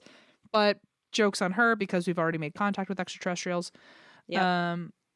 Which that my TikTok was just covered with that footage. It's also said that next year, not next year, because this is now 2024. This year, she predicted that in 2024, Putin will be assassinated by someone from his own country. Oh, shit. Well, that's a very specific one. So keep your eyes out. No, for real. If that happens, I'm going to get pretty freaked out. Yeah. She also said a country in 2024, a country will carry out biological weapons tests and attacks, which depending on who you talk to, I'm sure there's people out there who think it's already happening or it is already, whatever. Also that there will be a terrorist attack on Europe, that there will be a huge economic crisis next year. So buy your houses now, 2025. We've gone through enough. I say we've gone through enough. And she's like, I went through a fucking tornado. Don't talk to me about going through it. Yeah. You're right. She also said there would be a there would be a cure for Alzheimer's, and sometime this year will be a cure for cancer. She said sometime in 2024. That's hard. She's playing my emotions real hard here. Like, I feel like on the one hand, I'm like, please, God, let some of this be true. I would love to find a cure for AIDS and for Alzheimer's and cancer. And then on the other hand, I'm like, I don't know about this biological warfare thing. And I don't think I like that very much. Also, again, if you're someone who's a bit deeper down the rabbit hole, you might say, well, there probably already is a cure for cancer, but big pharma, blah, blah, blah, blah. But maybe this will be the year that like the cure for cancer is revealed to people. That's your QAnon friends. You can talk to them about that. Well, regardless of her validity, Baba Vanga is said to have always had a deeply valued love for nature and human life over wealth and greed. And That's nice. I'll end on two quotes from her. The first quote is, "There won't be a third world war, but if you continue polluting nature, it will destroy us. If you continue to treat Mother Nature like that, a day will come when different plants, vegetables, and animals will disappear. First, it will be the onion, garlic, pepper, and then bees. Milk will become poisonous. People will sow wheat, but rye will grow." And then the last quote is, "We all, one by one, will go to the other worlds, but planet Earth and humanity will remain. Our planet existed for billions of years and will exist for many more before an apocalypse. Whether it's written in stone, it cannot be changed. Sooner or later, it happens." Oh my God. And that's first of all, a reminder to not only drink some water, you thirsty little rats, but also take your anti-anxiety medication. And I haven't done either one today. Help. And that is Baba Vanga. Oh gosh. I was expecting another house with chicken legs, and this is not what I was prepared for. Not what you signed up for. Not what I signed up for. I had a 5th grade social studies teacher who was obsessed with Nostradamus, and instead of actually ever doing work, he just read us like the world's most terrifying like predictions. And I was in 5th grade when 9/11 happened, and so when that happened, basically the entire rest of the school year was him being like, and Nostradamus predicted this. And now looking back, like he was a little bit off his rocker, but at the time we were like, wow. And I would go home and my mom would be like, what are we paying this school for? Like you come home and you're like, Nostradamus predicted like apocalypse and then we learned about the Mayan calendar and how it was real. And now I'm like, that man should not have been teaching history to children. Can I be honest? When you first said Nostradamus, I heard Nosferatu, and I was like, "Oh my God!" Like I don't remember that, but it makes sense. Not quite. I don't want to say the guy's name because he was like an icon at my school. Like he was that teacher who was like the cool guy. But now looking back, I'm like, I think we all had kind of a toxic relationship with this teacher. I think it kind of goes that way sometimes. And I'm not sure if he's even still alive, but that's how I feel about the icon teacher at my school. I'm like, is he okay? Because he was I'm old when I was there. Afraid to Google him. Yeah. Wowza. Anyway, so that I've just always been. I think I was the only one in class who was like desperately fascinated by these stories, like about Nostradamus and all that. And people just were like, "I'm glad we're not doing work." And I'm like, "Me too." But also I want to know more about these prophecies. At the time, I think I would have been more of a happy I'm not doing work person. But in hindsight, I would have been like, man, I should have really appreciated the stories being told to me. Oh, I was just in it. I was like a conspiracy theorist 5th grader. It was crazy. I'm very glad that I feel like he's kind of the kind of person who would maybe have fallen to QAnon, like he was really into all the like offbeat sources and how things aren't what they seem. Which is wild. I mean, it's shocking even today. I mean, I feel like QAnon became part of our, became part of the air where like all of us kind of just know about it, and like it kind of got forgotten. I think a lot of people feel like they gave up on QAnon. We're like, oh well, there's just crazy people in the world now, but like it's wild. I'm still in like the forums on Reddit, and like people are still losing family to QAnon and shit. Like it's wild. Well, and now even with freaking, I was just talking to my dad about it last night, like with the Chiefs and Taylor Swift, and people are like, the government has created. I'm like, guys, relax. My God. But just like how it was like your icon teacher who fell into it, I still think the scariest part about QAnon is that some of the smartest people are the people who fell into it because they really were originally open-minded and had genuine intentions about doing their own research because they didn't want to be swayed by anybody, and it just they fell into like the world's worst rabbit hole. It's just wild. So I'm not surprised that like a teacher who was like well respected might have taken a turn, Yeah, and I mean I don't know that about him because like I genuinely don't, but it may or may not. Allegedly, I could see it. Let's just say like it wouldn't be shocking to me. Right? There's some people I don't keep in touch with anymore, and I think about them. I'm like, I bet I know where they ended up. Like I have a you're feeling. like, I don't think I need to Google it to find out. Right. If I check their Facebook, I think I know what their post would look like. Oh, and this was the same teacher that walked us through the entire Elizabeth Smart kidnapping. So like we were in his class like as that unfolded. And so it was a weird year. It was like 9/11, Elizabeth Smart, like I mean, did that happen in 2001? It must have. It definitely happened when we were children, because all it did was fuel any fire my parents had about me being kidnapped. So yeah. Okay. So that happened in 2002. Yeah. So like probably that same school year. And I just remember being like, fifth grade is a very formative time all of a sudden for me. I was like, this is a learning about the world from a very weird guy. We had all that, and then the DC sniper too. So they would teach us how to hide from guns way before it was like fucking normal. Before it was cool. Before it was like normal. what every kid was doing. Oh my God. It's horrible. Anyway, wow. What a story, Em. Thank you for sharing that with me and everybody. All right. I have a story for you today that is pretty wild. This is a story, and I'm curious to hear if you know about it, because it's been pretty pervasive recently. It's the story of Natalia Grace. Nope. The curious case of Natalia Grace. Okay. Oh, I mean, yeah. But I liked the wordplay. You should be a writer and like join a bunch of contests or something. Yeah, I should, although that is the name of the documentary. So that is why I said it. Okay. Never mind. I did not invent that, to be clear. So that's the show that came out earlier this year. Or no, I'm sorry. I think it was end of 2023 that like rocked everybody in the true crime world. So this story, and Saoirse put a really good note up top here, so I'm just going to use their words. This story largely centers on dwarfism and ableism, okay, aka like discrimination against people with disabilities. And because the vernacular here is important, I'm going to also quote this, that the Little People of America organization, LPA, defines dwarfism as a medical or genetic condition that usually results in an adult height of 4'10" or shorter among both men and women, although in some cases, a person with dwarfing condition may be slightly taller than that. The average height of an adult with dwarfism is 4 foot, but typical heights range from 2'8" to 4'8". And according to LPA and several content creators and writers with dwarfism, the preferred terminology to refer to people with dwarfism is person or people with dwarfism, or a little person, little people, depending on their preference. Mm-hmm. And LPA also lists person or people of short stature as a third option. And people without dwarfism are referred to as being average height. So that's currently, the preferred vocabulary to use.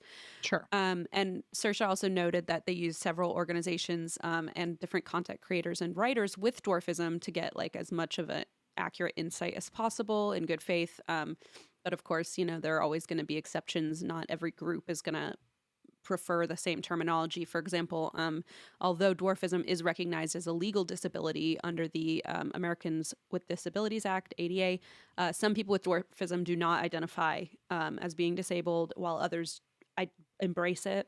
Mm-hmm. So there's a lot of, it's just nuance, just like everything else, right? I feel like it should be mentioned just in case one person who's listening doesn't know this, that the M word is a slur. Big time.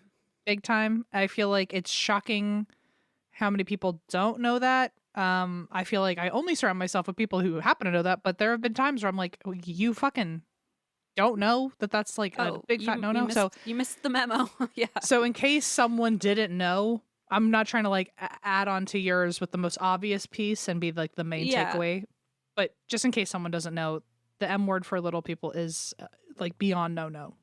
It's a big no-no. We don't use that anymore. And I've just given you several other options. So, mm-hmm. we can all work and grow together. So let's get into it. And you don't know the story, correct? At all. Okay, buckle up. Okay, here we go. So Natalia Grace was born in Ukraine on September 4th, 2003. Although that date would become hotly contested. Her birth date would become hotly contested. Let's just leave it at that. Her mother gave birth to her at the hospital and did not take her home. And so Natalia was placed into an orphanage awaiting adoption. She was born with spondyloepiphyseal dysplasia congenita. Yeah, I practiced. Good job. Thank you. Spondyloepiphyseal, I really hope I'm saying that right. Spondyloepiphyseal dysplasia congenita, or SEDC. And among the 400, fun fact, types of dwarfism, SEDC is very rare and occurs in fewer than 1 out of 100,000 births. Wow. Okay. So people with dwarfism can be born to average height parents and have average height siblings. In fact, over 80% of children with dwarfism have average height parents. And according to the Children's Hospital of Pennsylvania, most cases of SEDC are caused by a new genetic mutation of chromosome 12 in utero.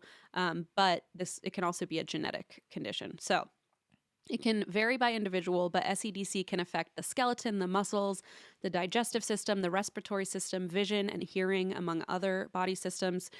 Dwarfism and other conditions and disabilities are, as you know, we've just already listed, a formerly commonly used slur, because a lot of times people who have disabilities or other conditions like dwarfism are considered inherently bad or different, or, you know, just othered because of their condition.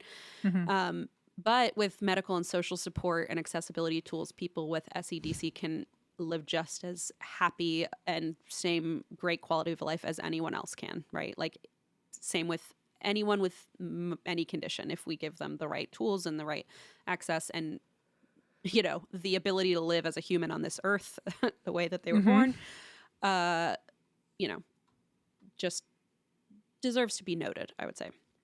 So Natalia was an orphan, and she would need the support of an empathetic and proactive family who would be ready to advocate for her care. So, of course, there are additional, I'm trying to think of the right word. Like, there's just a lot more responsibility. Yeah, you would need to be prepared to offer more support, like medically speaking, and so on.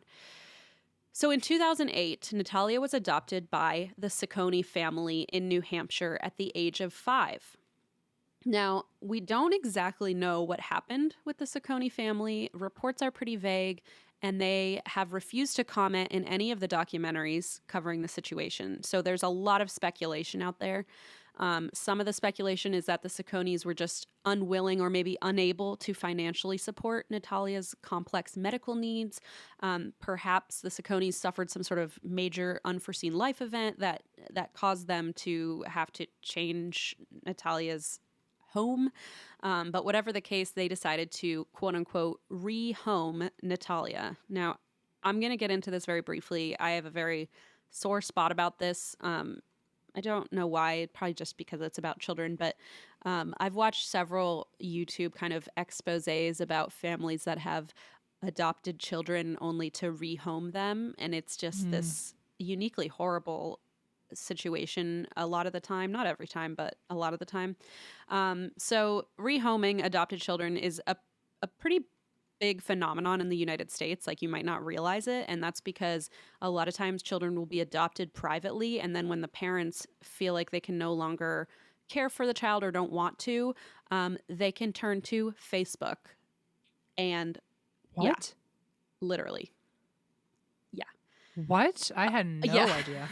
I know. Facebook has come under heavy criticism for allowing adoption groups where prospective parents post advertisements and photos of their children looking for new families. Like an animal. Like a puppy that was born under your porch or something. Yeah. Yeah. Whoa. In many states, the courts do not even need to get legally involved. This isn't even an illegal behavior. It's just how you. I know. You basically. We're not going to sign paperwork at the very least. Oh yeah, we'll sign paperwork. They basically post their child to Facebook, meet the prospective family, and then sign and notarize the custody documents, and bing bang boom. And oh my God. You know, even in the smoothest, which I'll mention later, but even in the smoothest of these rehoming, it's still a traumatic event to be rehome to a new family, right? Like, to be for your parents to not want you, yeah, right, or to not be able to care for you, or to just to even change your environment, whether it's necessary or better for the child or whatever aside, even like a divorce, it'll be traumatic because it's a major life event, even if it's the smoothest, most healthy divorce possible, right? So it's still a rough experience. And then, you know, you get into the details of some of these families that are really should just go to prison, but whatever. So adults who were adopted as children have begun speaking out. And I've heard some of these on YouTube, like these kind of tell-all experiences from the people themselves who've experienced this, telling stories of being rehomed multiple times.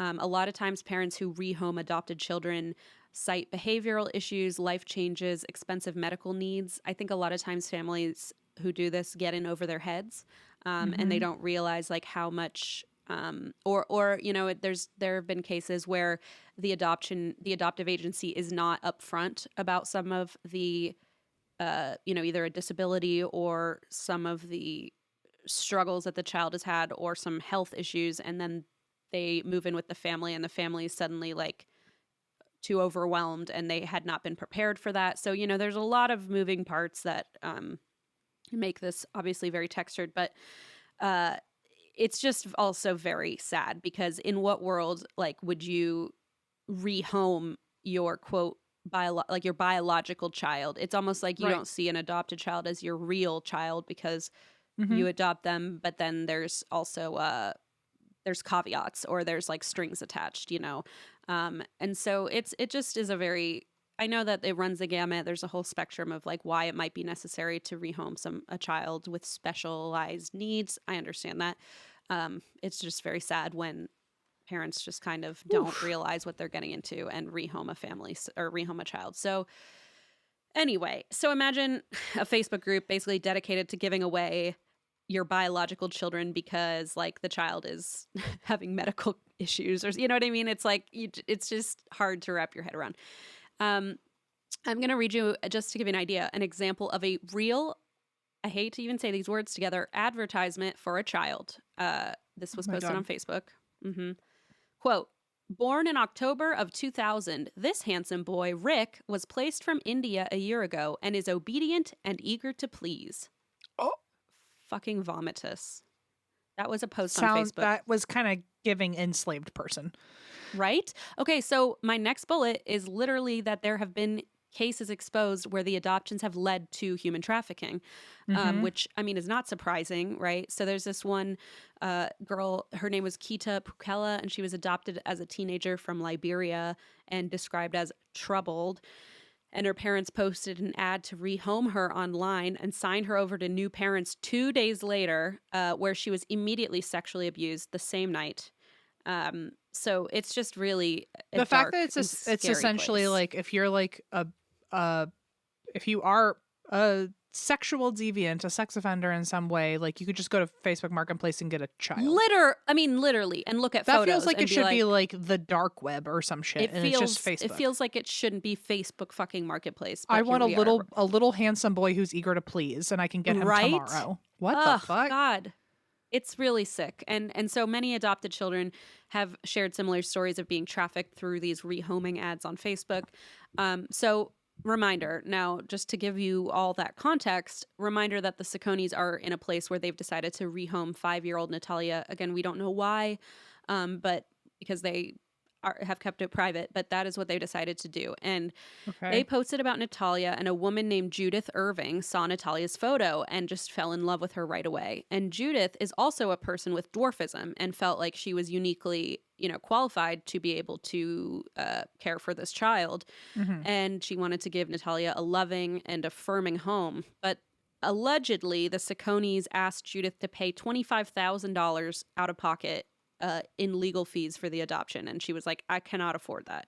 And so some people like, you should be criticized, fucking thanking me that I'm taking someone off your hands, where you should be going to jail for doing this. Yeah, exactly.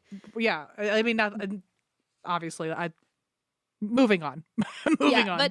But I also want to be clear, that is just one side of the story. We don't actually know the real facts of this exchange or what have you.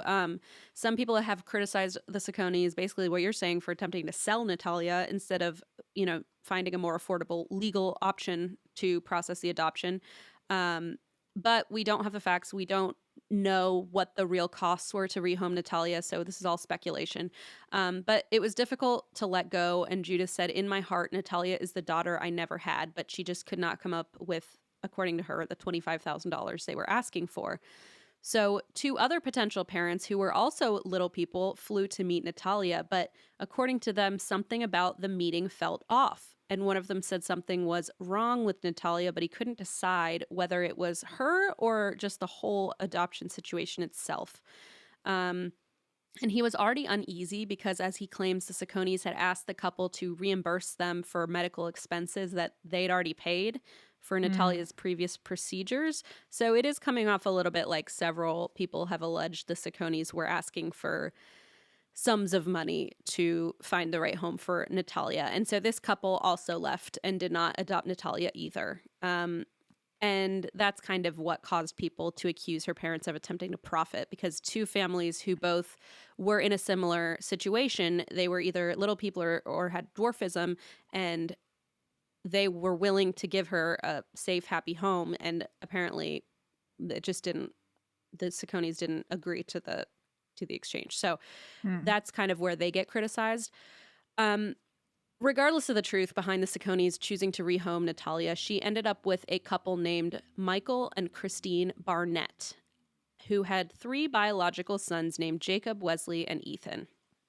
Now, this is where the story turns into like the melodrama of the docuseries and the true crime and all that. So she ends up with this couple, Michael and Christine, and in the Discovery Plus documentary, Michael claimed that the whole family traveled to Florida to adopt Natalia from an agency called the Adoption by Shepherd Care. However, after the first season of this docuseries aired, the adoption agency, Adoption by Shepherd Care, released a statement to the public that said, contrary to Mr. Barnett's claims, ASC did not initiate any communication or contact with Mr. and Mrs. Barnett regarding Natalia's adoption. The adoption process for Natalia was carried out by a court in New Hampshire where the original adoptive family resided. You know, when Taylor Swift had to write out publicly, like, I would like to be excluded from the narrative, like, don't fucking include me. It's like, include me in the narrative. I was not part of this. Yeah. We were not part and parcel to this, like, shady ass shit that you're pulling here, sir. And I think, you know, that just my take on it is that he didn't want to say, yeah, we paid the money or whatever to the Sacconis to buy a child. Like, my guess is he didn't want it to come off that way. I don't know if that's true. Right. But for what it's worth, the adoption agency was like, wait, what? He said that? No, we had nothing to do with it. So I don't know. Very odd. People were left to wonder then, of course, why Michael would fabricate an entire story about Natalia's adoption. If this was a legitimate adoption, like, why are you making up facts about it? So it's already looking immediately shady. Yeah, very, very shady. So Michael expressed that he and Christine were happy in their marriage, loving parents, simply ready to welcome a new child into their life. So one of the couple's children is autistic, and Christine had written a book about her son. This book, I looked it up, it's called The Spark, A Mother's Story of Nurturing Genius and Autism. And the description reads, Christine Barnett's son Jacob has an IQ higher than Einstein's, a photographic memory, and he taught himself calculus in 2 weeks. But the story of Christine's journey with Jake is all the more remarkable because his extraordinary mind was almost lost to autism. And, God, I just feel like this whole episode is like me giving glaring caveats or glaring like massive PSAs. Massive PSAs, thank you. Quick note on autism. There's a stigma surrounding autism. It's not going to surprise any of us that, you know, even some parents feel that autism is a disease that steals away like who your child really is, right? Like, there's almost this idea sometimes that there is a quote healthy, happy child hiding somewhere inside if we defeat the autism. But experts argue that an autistic person doesn't exist separately from their autism. According to the Autistic Advocacy Organization, autism is an edifying and meaningful component of a person's identity, and it defines the way in which an individual experiences and understands the world all around him or her. It is all pervasive. Also, so essentially, go ahead. yeah. Go ahead. No. Go ahead. I was just gonna say, like, the fact that there even is like a standard of what a successful child looks like is like, Yeah. and just say like, oh well, they have to be happy, and I'm like, have you not met people with autism? Because I know plenty of happy autistic people. Exactly. Like, what are you talking about? It's like it's sort of, you win. That's it. You did it. Yeah, you did it. Congratulations. And I say all this because Christine's book was a hit. It received a lot of praise, but of course a lot of backlash because autistic readers and parents of autistic children felt the book was focused not on her child Jake, but on Christine sort of praising herself for like overcoming Jake's autism, if that, you know what I mean? And others criticized. Yeah, just like she almost like she wrote it to be like, look what I overcame, as instead of saying like, here's how to provide, the best support. I defeated this big child. ugly monster in my child. It sort of, that sort of feels like what the criticism centered around. And others criticized Christine for profiting off her son's stories. Jake was kind of brought around on a national tour, did 60 Minutes, all that good stuff. But Christine and Michael so they exploited him on how gross his autism is. Well, I feel like there's two sides to this. Like, I haven't read the book, so I don't know like how the criticism wasn't about her take on autism so much as it was about the book being more about her than her own son. Like, if that makes sense. I don't think I don't know enough. I'll be honest, I don't know enough about the book to like make claims about how she feels about it, or I'm just ready to what fight she someone. actually. I'm just clear.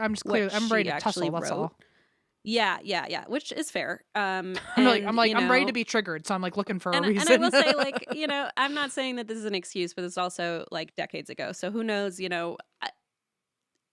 Some advocates for autism loved the book, some did not. I am no expert, so I do not feel that I can make a claim either way. Hence my little PSA. So, and I have not read the book, so I don't know. It seemed to have helped a lot of people.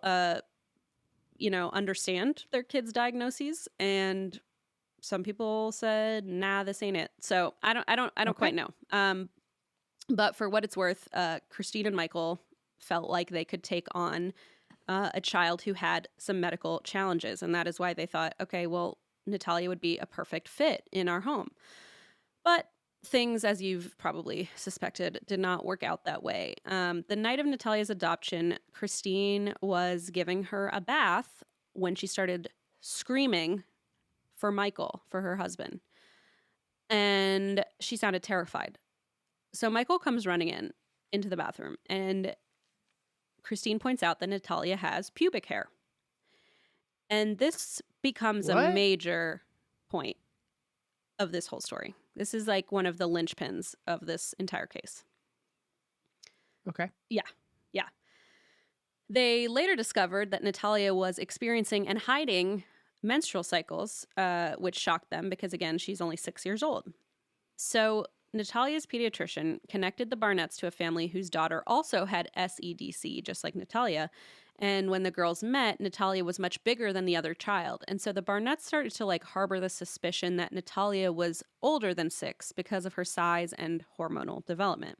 Could she have just not the people who put her on essentially Facebook Marketplace have just like, you know how when you put a puppy on there and you don't know how to read the age of the puppy and you're like, he's only 3 months old, and then like all of a sudden like a horse is trampling into your house. Like, do you think it could have been like, we're guessing she's 5? I mean, they have her birth certificate from Ukraine, so it's like it would have had to start, I imagine, at a different point. I mean, it could be that they didn't know and felt weird about it and guessed, but the birth certificate said 2003, so they were, that was the age based on the paperwork they had. So they're not like lying. It's just weird that she looks bigger than someone else with her same condition. They start wondering if something else is happening here. And it starts to get weird. So Michael described Natalia as having the full forehead and fine cheekbones of an adult. Weird. And Michael said that he, researched menses, and it wasn't possible for Natalia to have her period at such a young age. But according to a pediatrician named Dr. Sarah Kreckman, it is not uncommon for girls to start their period around 8 or 9. And even though Natalia was 6, it's not impossible or even like that unusual for her to have started her period that young.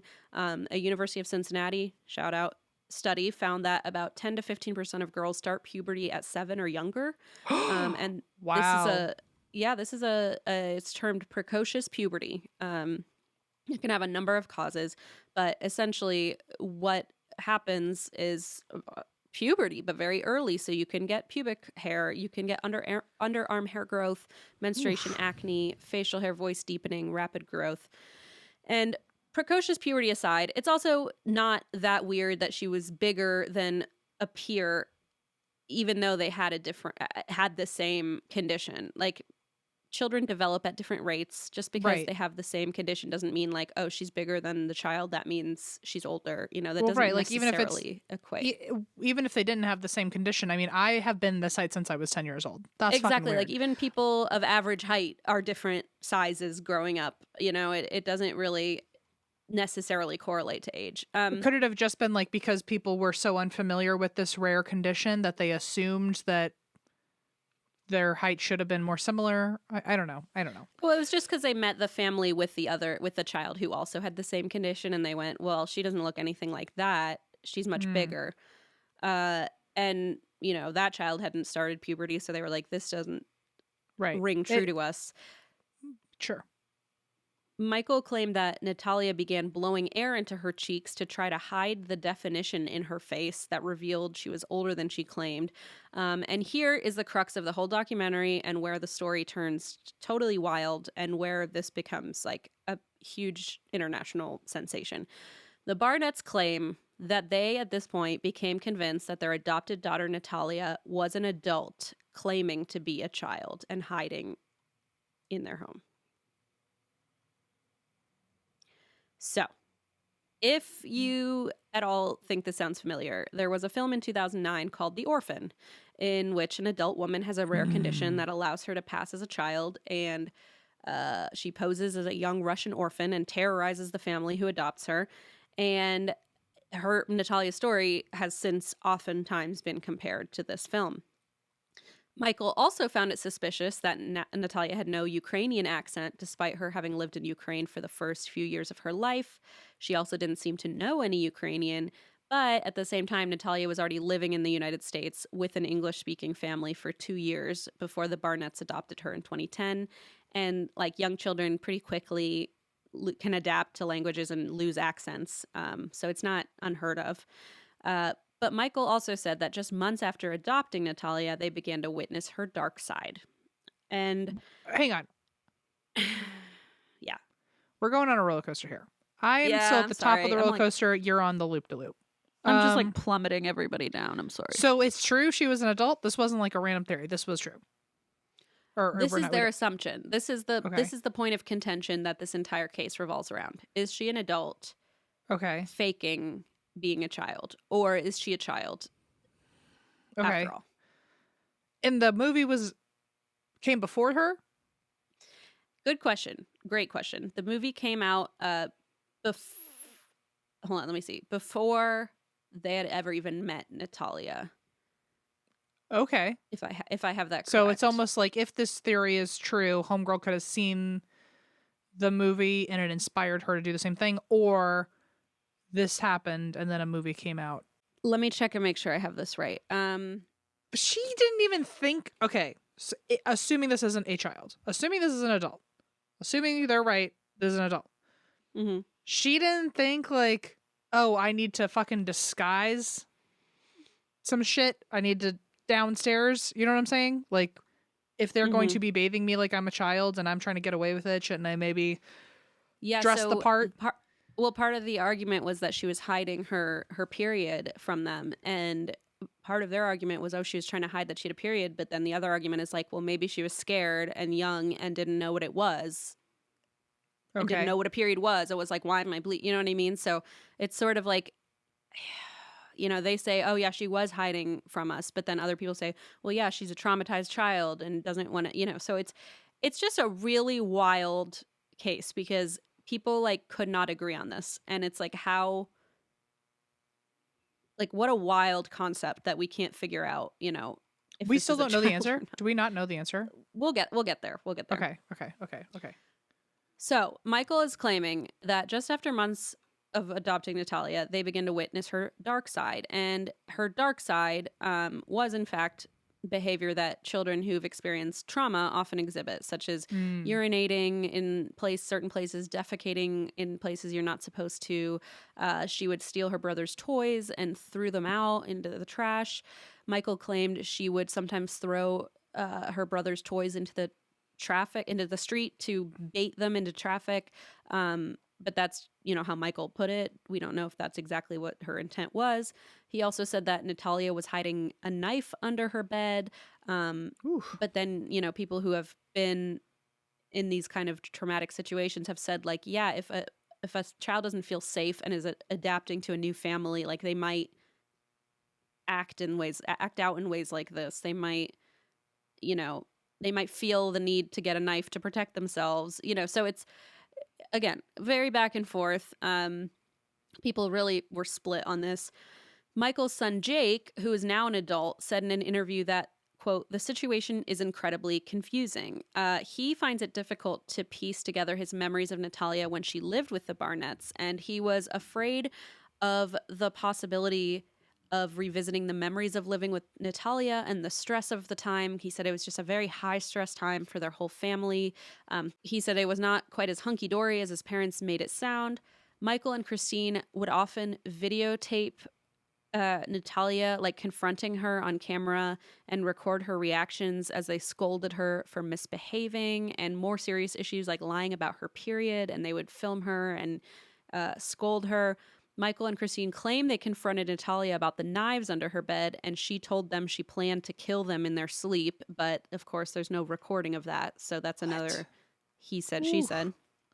Oh, and in fact, it seems like all the accusations against Natalia just so happen to have no witnesses outside of Christine and Michael. Okay. So let me give you one example. There's one incident that's supposed to have happened in public, and here's what allegedly happened. According to Christine, the family was visiting a creamery in Indianapolis when Natalia tried to kill her mother, Christine, by knocking her over and dragging her toward an electric fence. Oh, my God. But employees at the creamery later said, oh, we thought Christine just tripped and fell over, and there was no dramatic scene with Natalia attacking her mother. There was no the electric fence was not on. There was no reason that she would have even known it was an electric fence. And as a lot of people have pointed out, is it really conceivable for Natalia, even if she is an adult, she is 4 foot something, right? And is it really conceivable that she full on knockout, drag her into an electric fence? How would she know it would kill her? It just, and the fact that the witnesses later said we saw nothing like that happen. Right. Nothing. We saw the mom fall over. That's it. So who knows? But Michael said they brought Natalia to multiple therapists who didn't believe them. So red flag in my mind. Until they finally found someone who would agree with their story. And he said the therapist diagnosed Natalia with sociopathy and said that the Barnetts were in extreme danger for their lives. So, according to Michael, the therapist told the Barnetts that there was nothing anyone could do to help Natalia. She was a lost cause. So fucked up. She was a sociopath who would harm her family given the chance, and they needed to cut ties. However, people have since criticized that sociopathy is not a diagnosis. It is a behavior or a side symptom of antisocial personality disorder, which isn't assigned to patients under the age of 18 anyway. And if Natalia was a child, this diagnosis, if it actually exists and Michael isn't lying, would be inappropriate. Instead, this could all just be the result of trauma where she's acting out and she's, attacking her parents and things that you hear happen when children have gone through really traumatic experience. Which, by the way, this is all a very good reminder that I can only speak on it from a very surface level, what I have learned in recent years. But this is just a good reminder that if you plan on adopting a child, it's not just adopting a kid. You have to, it is in your best interest at the very least to do some really intense educating on what it looks like to bring someone in who has gone through incredible traumas before you even showed up. And so like, I don't really know what I'm saying here, but this is just a nice PSA that like in the world of adoption, I think it would be problematic to just like pick a puppy out of the box on the sidewalk and just like, take them home and expect their life to begin here and like negate everything they've gone through. You better join my family in the way that we want you to. And it's like, you know, especially if they don't look like you and they're from another background and they've got like other cultures. And I mean, there's so many, it's not just your life begins when the kid shows up. Like you have to be prepared for whatever they need. For any baggage they bring. Yeah, exactly. And like the people who are able to and who do, you know, provide healthy homes for adopted children, just one of my heroic nods go to you. I'm so impressed by people who are able to, you know, make happy, healthy homes for any child really, but especially, you know, fostering, adopting. It's such an important thing. There's such an episode of PSAs just everywhere. I'm telling you, they don't stop. They never stop. They don't stop. People need to learn.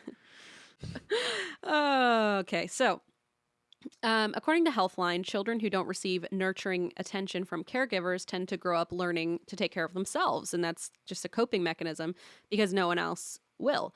And so some children who experience abuse, violence, and manipulation from an early age may come to model this behavior as they navigate their own conflicts. That's according to Healthline. And so we don't have the background on how nurtured Natalia was in the orphanage before her adoption. And adoption itself is recognized as an inherently traumatic process, even if it is smooth, even if it, you know, has no hitches and it ends up happy, it's still considered a traumatic process. And the same, like I said earlier, with rehoming, it's just an additional trauma, even if it's for the best and even if it goes smoothly, it's still a very fraught time, you know, for a child. So other accusations against Natalia by the Barnetts and their extended family were that she tried to poison Christine and that she stood over her parents' bed at night with a knife.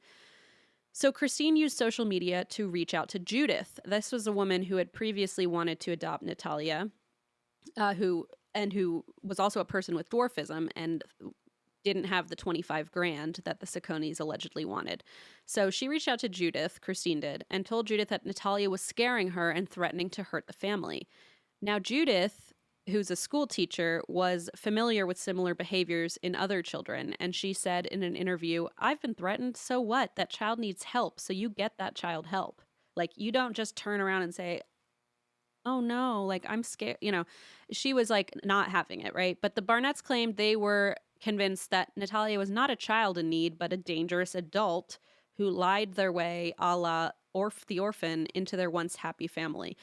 And more than one pediatrician examined Natalia and confirmed that she was in fact a child, but the Barnetts were determined to get her out of their home. So in 2012, 2 years after adopting her, Michael and Christine convinced a judge that Natalia had not grown at all in 4 years, meaning she must be at her full height as an adult. Okay. So to clarify, any growth or lack thereof that Natalia may have experienced could have been due to dwarfism, could have been due to just she was not going through a growth spurt at that time. But the judge agreed with the Barnetts and legally changed Natalia's age from 9 years old to 22. Yeah. What? It's fucking messy. They changed her birth date, her birth year, from 2003 to 1989. And finally free of their responsibility to raise her, the Barnetts got an apartment for her and left her there.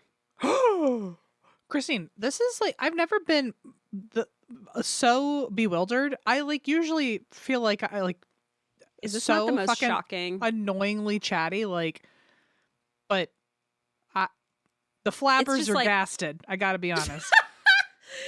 Gas your flabbers, because we are going down the rabbit hole. So wait, maybe I'm not supposed to know the answer yet, but okay, is it an adult or a kid? Huh? Am I not supposed to know yet? What? Oh, if she's an adult or child? No, you're not supposed to know the actual age. We're not there yet. Okay. Flabber your gas and get ready. I wanna have so much to say. Like usually I feel like you're thinking like, did someone order a Yappuccino? Jesus Christ. But like today I like can't fucking think of a single word to say. Okay. So either, by the way, if they're right and it's an adult, think of like how fucking gaslit think of how trapped, like the true fear of being trapped with this person if they're right. If they're not right, think of the trauma of a little fucking child being told like, not only were you not wanted by multiple parents, but also you're fucking old looking and it's almost freaking just, like, us out. So bad. It's all just so bad. You're freaking us out. We think you're a serial killer. Maybe you have sociopathy. Like you're disgusting because you have pubic hair at age 9. You know, I mean, it's just so sick. Like either way, someone is fully traumatized. So twisted, right? Like this. So this is why this like gripped the nation. You can see why people were like divided. People were like treating this like the biggest mystery of all time. So yeah, Michael basically dropped her off at an apartment alone because legally she was an adult, and every now and then dropped off groceries. Wow. Yeah. Wow. Her dwarfism made it difficult for her to complete tasks that adults with dwarfism would also require accommodations for. Like she couldn't reach the washing machine, many of the surfaces in the apartment. Climbing the stairs posed a challenge. Natalia's neighbors started to notice like someone who looked like a child was living next door, was often dirty, unfed, seemed to be completely unable to care for herself. It's just like, this is where my heart breaks. She would wander into her neighbors' homes uninvited and seemed extremely lonely. Oh, and my God. It's really sad. And her neighbors complained so often that her lease was terminated, and the Barnetts picked her up and dropped her off at another apartment with no resources, support, or accommodation. Oh my God. And then they moved to Canada. Oh my God. Okay. Yeah. This is also, I mean, like, I'm saying only beyond obvious truths here. Only, like, so everyone's going to roll their eyes and go, yeah, join the club. I know. But, like, the ableism kicking in right now is crazy. Like, just every now and then I'm reminded of it because I'm just thinking at this point, I'm like, is this an adult or a kid? And I'm like, the suspense of this information is what I'm hooked on. But then I have moments as you're telling the story where I'm like, and this is someone who like has a condition and truly only because of aside. Yeah. Like only because of her condition, this potential, because I don't know the information yet, this potential child is, I mean, like fully experiencing child abuse because their parents who took them in did no research on their condition, or they know so little about the condition and they're just assuming something must be wrong. You must be this. And then on top of that, you're going to leave her in a place without any supports. Oh my God. It's very sickening. It's really sickening. And like they claim, oh, well, we paid her rent and utilities. But like, get her a ladder too. Damn. Like she can't fucking clean her clothes. Asshole. So they gave her rent and utilities, but at one point they forgot to pay the bills from Canada and she spent days without power. Like she didn't know how to get power on, right? So eventually, even if she was even if she's an adult, right? Like she's clearly not prepared to live on her own, and it's been made very clear when she's unfed, unable to feed herself, unable to care for herself, you know what I mean? Like even if she is an adult, like you are now neglecting this person that you were supposed to care for. So either way, it's disturbing. But eventually a woman named Cynthia Mann noticed Natalia and stepped in to care for her. Questions were raised at this point about the Barnetts abandoning a disabled child and then like fleeing the fucking country.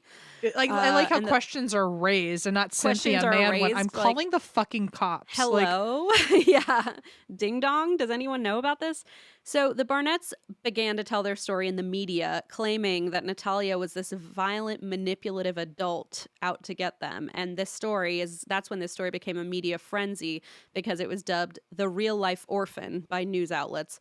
And people started drawing comparisons between Natalia and the villain in the horror movie. And years later, people mistakenly believed that the movie was inspired by Natalia, but it was kind of... it came out before Natalia had even met the Barnetts. But if she's an adult and this was her plan all along, she could have watched that movie and been like, that could have been the that's argument. a fucking exactly. plan right there. Yeah. However, the other side of that is it's possible the Barnetts saw that movie and were like, well, this could be happening at our house if we want it to and we want to get rid of her. It's getting to a point, like, I honestly, if she's an adult and if she was sleeping with a knife under her pillow and if this really was one whole big ruse and they caught on to it, I don't know legally what I would have done. I mean, I would have also felt trapped because I know how it would have looked because it's a little kid or to everybody else. But like, maybe it's an adult who still has a condition, by the way, that needs to be like paid attention to with support. Accommodated. Yeah. But like, I don't know what I would do and to feel that trapped. But at the same time, I would have to be somewhat aware that like, I have to save face and I can't leave this assuming a alleged child alone or else the police are going to come to me and I'm still going to look really bad even if I know I'm 100% right and I was not safe. But they changed her birth date. She's a legal adult. She's 22. Oh, right. All the records. So they just said, "Okay, great, you're an adult. Bye." And it still has to look like at the very least they had to be worried that people would look at them and think this couple collectively they have exactly an issue, and that's like a why mental health problem. That's immediately why they jumped onto every news outlet and said this is an adult. She was ready to attack us. We had to save our family. Like they were jumping into the media to like claim their side of the story, and pretty quickly the public turned against Natalia. It may have been like the idea that the horror movie had come to life was like an exciting concept, or people just couldn't believe that a child could have pubic hair, that young, who knows what it is, but people pretty the trauma quickly, if this is a child. Oh my God. Yeah.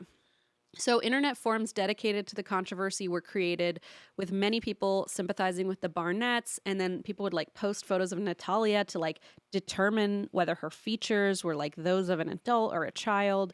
Of course, ableism ran rampant on all these forums. They were sensationalizing dwarfism as something that like made her inherently untrustworthy and like that she was lying, and people, of course, latched onto the invasive details about her body, like pubic hair, her menses. Oh my God. As the years passed, Natalia, who was now considered to be in her late 20s legally, insisted that she was still a child, that she was a teenager, and she fought to have her age corrected. So it's around this time that a woman came forward from Ukraine claiming to be Natalia's birth mother and said, "I gave birth to Natalia in 2003. Then more information came out in Natalia's favor when Vincent and Nicole DePaul, a couple who also have dwarfism, came forward in an interview and said they had also attempted to adopt Natalia in 2009 before she went to the Barnetts. And Natalia stayed with the DePauls several times for long weekends to like try and get to know the family. And the DePauls released photos of Natalia playing with their daughter. And in the photos, you can see she's like missing baby teeth, like her baby teeth had fallen out, like she's a little girl. Wow. Okay. And they basically said this is absolutely ridiculous that that anybody could claim this is an adult. And the idea of Natalia at like age 8 or whatever dragging her mother toward an electric fence, especially at her small stature, she had difficulty walking, let alone like dragging an adult woman toward an electric fence. So they came forward and said this is absolutely outrageous. And their daughter, who was 14 at the time of the interview, remembered that she had a very good time with Natalia as just another little girl. And so the daughter, said she found it ridiculous the way Natalia was being portrayed as this villain in the media. And this sort of short feature started to kind of turn the tide in people's minds toward Natalia, especially the photos with her missing baby teeth. Mm-hmm. And people left comments like, seeing this video changed my entire perspective on this case. And I'm starting to think she is actually a teenager. And if she is a teen, then this has got to be one of the saddest cases I've ever seen. Yeah. Agreed. Yeah. It's just horrible. So seeing Natalia as a teenager compared to her childhood photos where she was supposedly an adult further convinced people that she was telling the truth, because you can see in the photos where she's a teenager compared to the photos where she's a child, she has developed and grown like significantly. So like there's no way she was an adult. So it's like, definitely leaning more towards she's a child at this point. Yes, exactly. So one person wrote, she's clearly been through a lot of growth and development throughout the years. She would not have changed as much if she was really an adult this whole time. So then attention turned to the Barnetts, who were now charged in the U.S. for neglect of a dependent, since it was no longer a minor legally, but she was still a dependent. Even if Natalia's legal age excused them from abandoning a minor, prosecutors argued they were still meant to take care of her. They had a responsibility toward her, especially due to her disability and the fact that they had adopted her. And so in the end, of course, Michael was acquitted and charges against Christine were dropped. And the Discovery Plus documentary came out, The Curious Case of Natalia Grace. And this documentary featured Michael, who from the moment he came on the screen, I thought, I don't trust this guy with... Really? As soon as you looked at him, you knew? My gut was like, this guy's trouble. I just don't know what it is. And this is my own personal opinion, but I looked at that guy and thought, I don't trust you. I don't know why, but I don't like you. about him. There's something about you I'm not feeling. Something about you I don't trust. So Michael described in this documentary a perfect marriage, this like idyllic home life before Natalia came and wrecked it all. But weird. In reality, there was proof of domestic battery charges against Michael for allegedly choking Christine in their home. Ooh, your feeling was right, Christine. I guess so, huh? I was like, this guy is one look trouble, and went, trouble. I tap out of this one, yeah. I said, as a fellow Christine, I do not like the look of this guy. You know what I mean? So following the first Discovery Plus series, suddenly there came another edition called The Curious Case of Natalia Grace, Natalia Speaks. And I, I watched this. I had a really hard time watching this. It was really hard for me because at this point I was like pretty confident this was a child. And I was like, this is just going to be all about child abuse.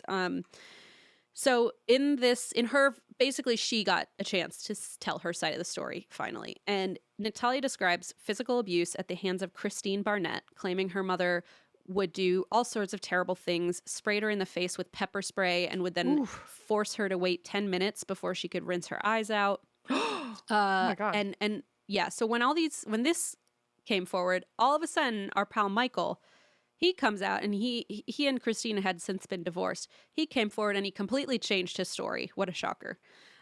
He now claims that his ex-wife Christine was a master manipulator who abused Natalia and turned him against their daughter. He's like, yeah, Natalia and I are both, quote, incredible victims. Okay. I don't know what to believe anymore, abuse. Christine. I gotta be honest. I don't know how to react. This is so nuts. I just can't with this guy saying all this shit in the first documentary about how, she wanted to kill me and she's this horrible adult and we knew she had pubic hair and she was on her period. And then all of a sudden she comes forward and says, no, like I faced pretty bad abuse in that house. And he goes, yeah, me too. You're right. We're both victims. It's like, you just made a whole documentary about this child that you were caring for, and now you're saying, oh, you're both in the same boat? Like, forget it. So he claimed he and Natalia are both incredible victims of an otherworldly abuse. Okay. Says the man who choked his own wife. Michael and... I'm back on track. I got it. I mean, remember that? Remember that whole thing? I forgot for a second, but I'm back.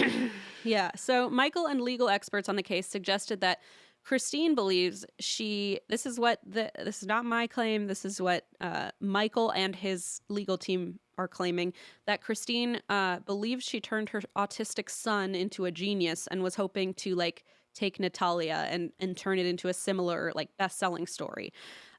Christine, that's his claim. That's Michael's claim. And so Christine had made profit and enjoyed quite a bit of praise for her memoir about her son, Jake. And Michael claims that she wanted to do the same thing with Natalia. It just didn't go as planned. And Natalia herself said, Christine said that adopting me was this mission of love, and never once did I see any love. I feel like it was a mission of boosting her ego type of thing. I feel like she just wanted people to be like, oh my goodness, she's this amazing person. So in the new special, Natalia confronts Michael, who told Natalia that he too was a victim of Christine's manipulation. And he said that he and Natalia had the same monster, and her name was Christine. That's what Eva and I say too. I in our tell-all. I know. I was like, that's too easy of a sound clip of a sound bite. It's such a low-hanging fruit. I'm sorry, low-hanging fruit, indeed. Two people terrorized by a Christine. Been there. So been there, done that. I know. Mwahaha. Mwahaha. I never made any profit being your monster, but you know, I guess that's not true. This podcast is my job. So. Never mind. So anyway, he claims he tried to leave Christine numerous times. This is all he said, she said. Very nasty divorce, you know. And Michael's complete reversal on these accusations against Natalia, and now saying like, oh no, Natalia is a victim as much as anyone, even though he just said she was an adult trying to kill him in his sleep. This, of course, turned people even more toward Natalia's side because they're like, this guy is lying about anything and everything. So Cynthia Mans and Bishop Mans, they were the couple who took Natalia in when she was 9, when they sort of found her living on her own, said that they didn't have problems with Natalia as a child, and they had several other children. One of their children, Genesis, did say that Natalia bit her when she was a baby, and Natalia was 10. And according to the Mans, she has been violent in a typical way like most kids do. You know, most kids fight, argue, nothing unusual to where there was just crazy unrest in that sort of way. There's nothing dangerous about Natalia at all. Absolutely not. And finally, this is kind of where we get some more concrete answers. There was a new type of DNA test that came out that was used to determine Natalia's age. Oh, it's like counting the rings of a tree. I know. Apparently, it's really, really hard to determine the age of a person, which, fun fact, it's not simple. It's also not necessarily accurate, but recent advances in DNA age determination are getting pretty accurate, pretty close. And according to an article on Oxford University's Department of Oncology website, the method works, quote, surprisingly well, on average, calculating age to within 3 years of a person's real age. So the window is pretty close. It's about 3 years. So, you know, some other behaviors like smoking and exercise and that kind of thing kind of skew it a little bit, but typically it's a pretty conclusive test. And so they did this test in 2023, and ultimately the test concluded that as of 2023, Natalia is close to or around the age of 22, whereas the legal age she had been changed to was 34. So, in other words... So she was a kid. She'd been a child. Yes. And Natalia read and the hard part is like Natalia was just thrown into all this and was just confused and scared and was being accused of all these things, didn't really understand what was going on. So she tearfully read the results and said, this is so big because literally this has been 13 years of just 2 people lying their butts off. They ruined a kid's life. They painted me as some big monster. And although Michael has changed his story, Christine made a statement on Facebook, of all places, denying any accusations of abuse. She said that Michael and Natalia might have the same monster, but it sure isn't her. And according to her, Natalia is a manipulative and dangerous sociopath who will do whatever it takes to hurt the Barnetts and protect herself. So she basically is still claiming that Natalia is this adult, like, scheming to, like, ruin families for some unknown reason. But people have really turned and are no longer convinced of Natalia's supposed dark side. However, this is where things get kind of weird again, where there's like another kind of question mark, because at the end of Natalia Speaks, there's kind of this like weird twist.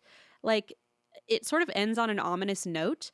There's a phone call that comes in. It's like a voicemail or a phone call from the Mans, her current adoptive parents, where her father on the phone claims something isn't right with Natalia. She has hit a new low and they are done with her. And that's like how the docuseries ends. But after this, I know. So after this aired, her mother made a statement, and I'm quoting this from E! Online. Her mother said, "We are absolutely perfect. No, she doesn't live with us, but we are fine." So people are like, okay, so what happened? I don't know. Cynthia said Natalia is living with friends and that they maintain regular contact with her. She shared with the outlet a screenshot of herself and her adoptive daughter during a FaceTime video chat. Natalia is currently taking a break from social media as of late January 2024. So I wonder why. Record this. I know, right? I can't blame her. But in previous weeks, she had been quite active. Comments on her Instagram and TikTok accounts have been overwhelmingly positive, thankfully, supporting her in the wake of like the updated Natalia Speaks docuseries. And a few comments have demanded answers regarding the ominous voicemail at the conclusion of the documentary. Like, wait a minute, is everything okay? Like, what's going on? However, in a recent New Year's post, Natalia captioned a video, 2023 was amazing, but 2024 is going to be awesome. And she included the hashtag #FamilyForever and tagged her family's shared TikTok account, indicating that they are most likely on good terms. She said of her family, the Manns, quote, "It has been a really long journey. I have always wondered if I would be able to find someone that would actually love me. But then I met my parents, and it's been different ever since. It's been a good different." Oh. And that is the curious case of Natalia Grace. Curious or just full-blown miserable? It's So horrific. sad. It's so sad. It's so I sad. really, It's I like, really was banking on you telling me it was an adult so I could just go nutso. you know, and I almost wonder if people wanted to believe it was an adult because it's just such a less tragic, like then you have to face, oh, these people did this to a 6-year-old. And I wanted to believe it was an adult because I was like, there's no way. It makes it easier to swallow. Yeah. It's disturbing. And, you know, you never know, especially when it comes to things like puberty, like you never know what kind of, where you grow up, what kind of like trauma you experience really young, like how that will affect you hormonally, et cetera. I mean, I find it also ridiculous that they were able to find a judge to change her age. And I mean, for God's sake, it's horrible. Wow. She's doing well, I think. From what I can tell as of this month, she seems to be doing okay. Can you imagine if she just like meets someone or like is on like on a Bumble or like a Hinge and is just looking at people's bios and it says like, oh, my favorite movie's like The Orphan. She has to be like, oh my God, like just nope. She's like, nope. Oh Swipe my left. God. My God, I feel so Yeah. bad. I don't even know what to say about it. Well, It's sad. per usual. And like the missing baby teeth photo is just so heartbreaking because you're like, that's a little girl. Like that's a small child. Yeah. And the fact that Cynthia, when she found her, was like, she just looked dirty and would walk into people's houses and was just lonely and just wanted someone She's to talk 9. to. How did she even survive? I mean, that's its own story. Like, how did she survive? I mean, she was like unfed. She was like unbathed. Like she barely did. You know, she really didn't know how to take care of herself. That's its own. From what I remember, like, that some of the neighbors would drop off groceries and like they would like check on her. Yeah. Wow. Yeah. It's just crazy. I hope she's okay in the world. Me too. I hope 2024 is the year she hoped it would crack up to be. Well, Baba Vanga says that it's not Putin's year. That's right. Some of us are not going to have a good year according to Baba Vanga, but you know, hopefully she has a good year. Yeah. Well, Christine, you've done it again. I don't know how to feel for the rest of the day. But what was I going to do today to make myself feel better? I was going to watch Hillary Duff. Oh, yeah, we can do that. Maybe let's just go to our after hours and watch Hillary Duff. Okay, that feels nice. Yeah, let's do that. Okay, well, if you would like to go listen to us talk more, if you'd like to hear Christine really weirdly sultry say after hours and I have to tolerate it every time. You got to pay for Patreon to hear that voice. It's a real OnlyFans kind of voice, and I have to interact with it. So you get it every week if you'd like to join Patreon. And until then, we'll see you next week. Fun fact, by the way, we are still on tour, so please come see us if we are in your area. And that's why we drink.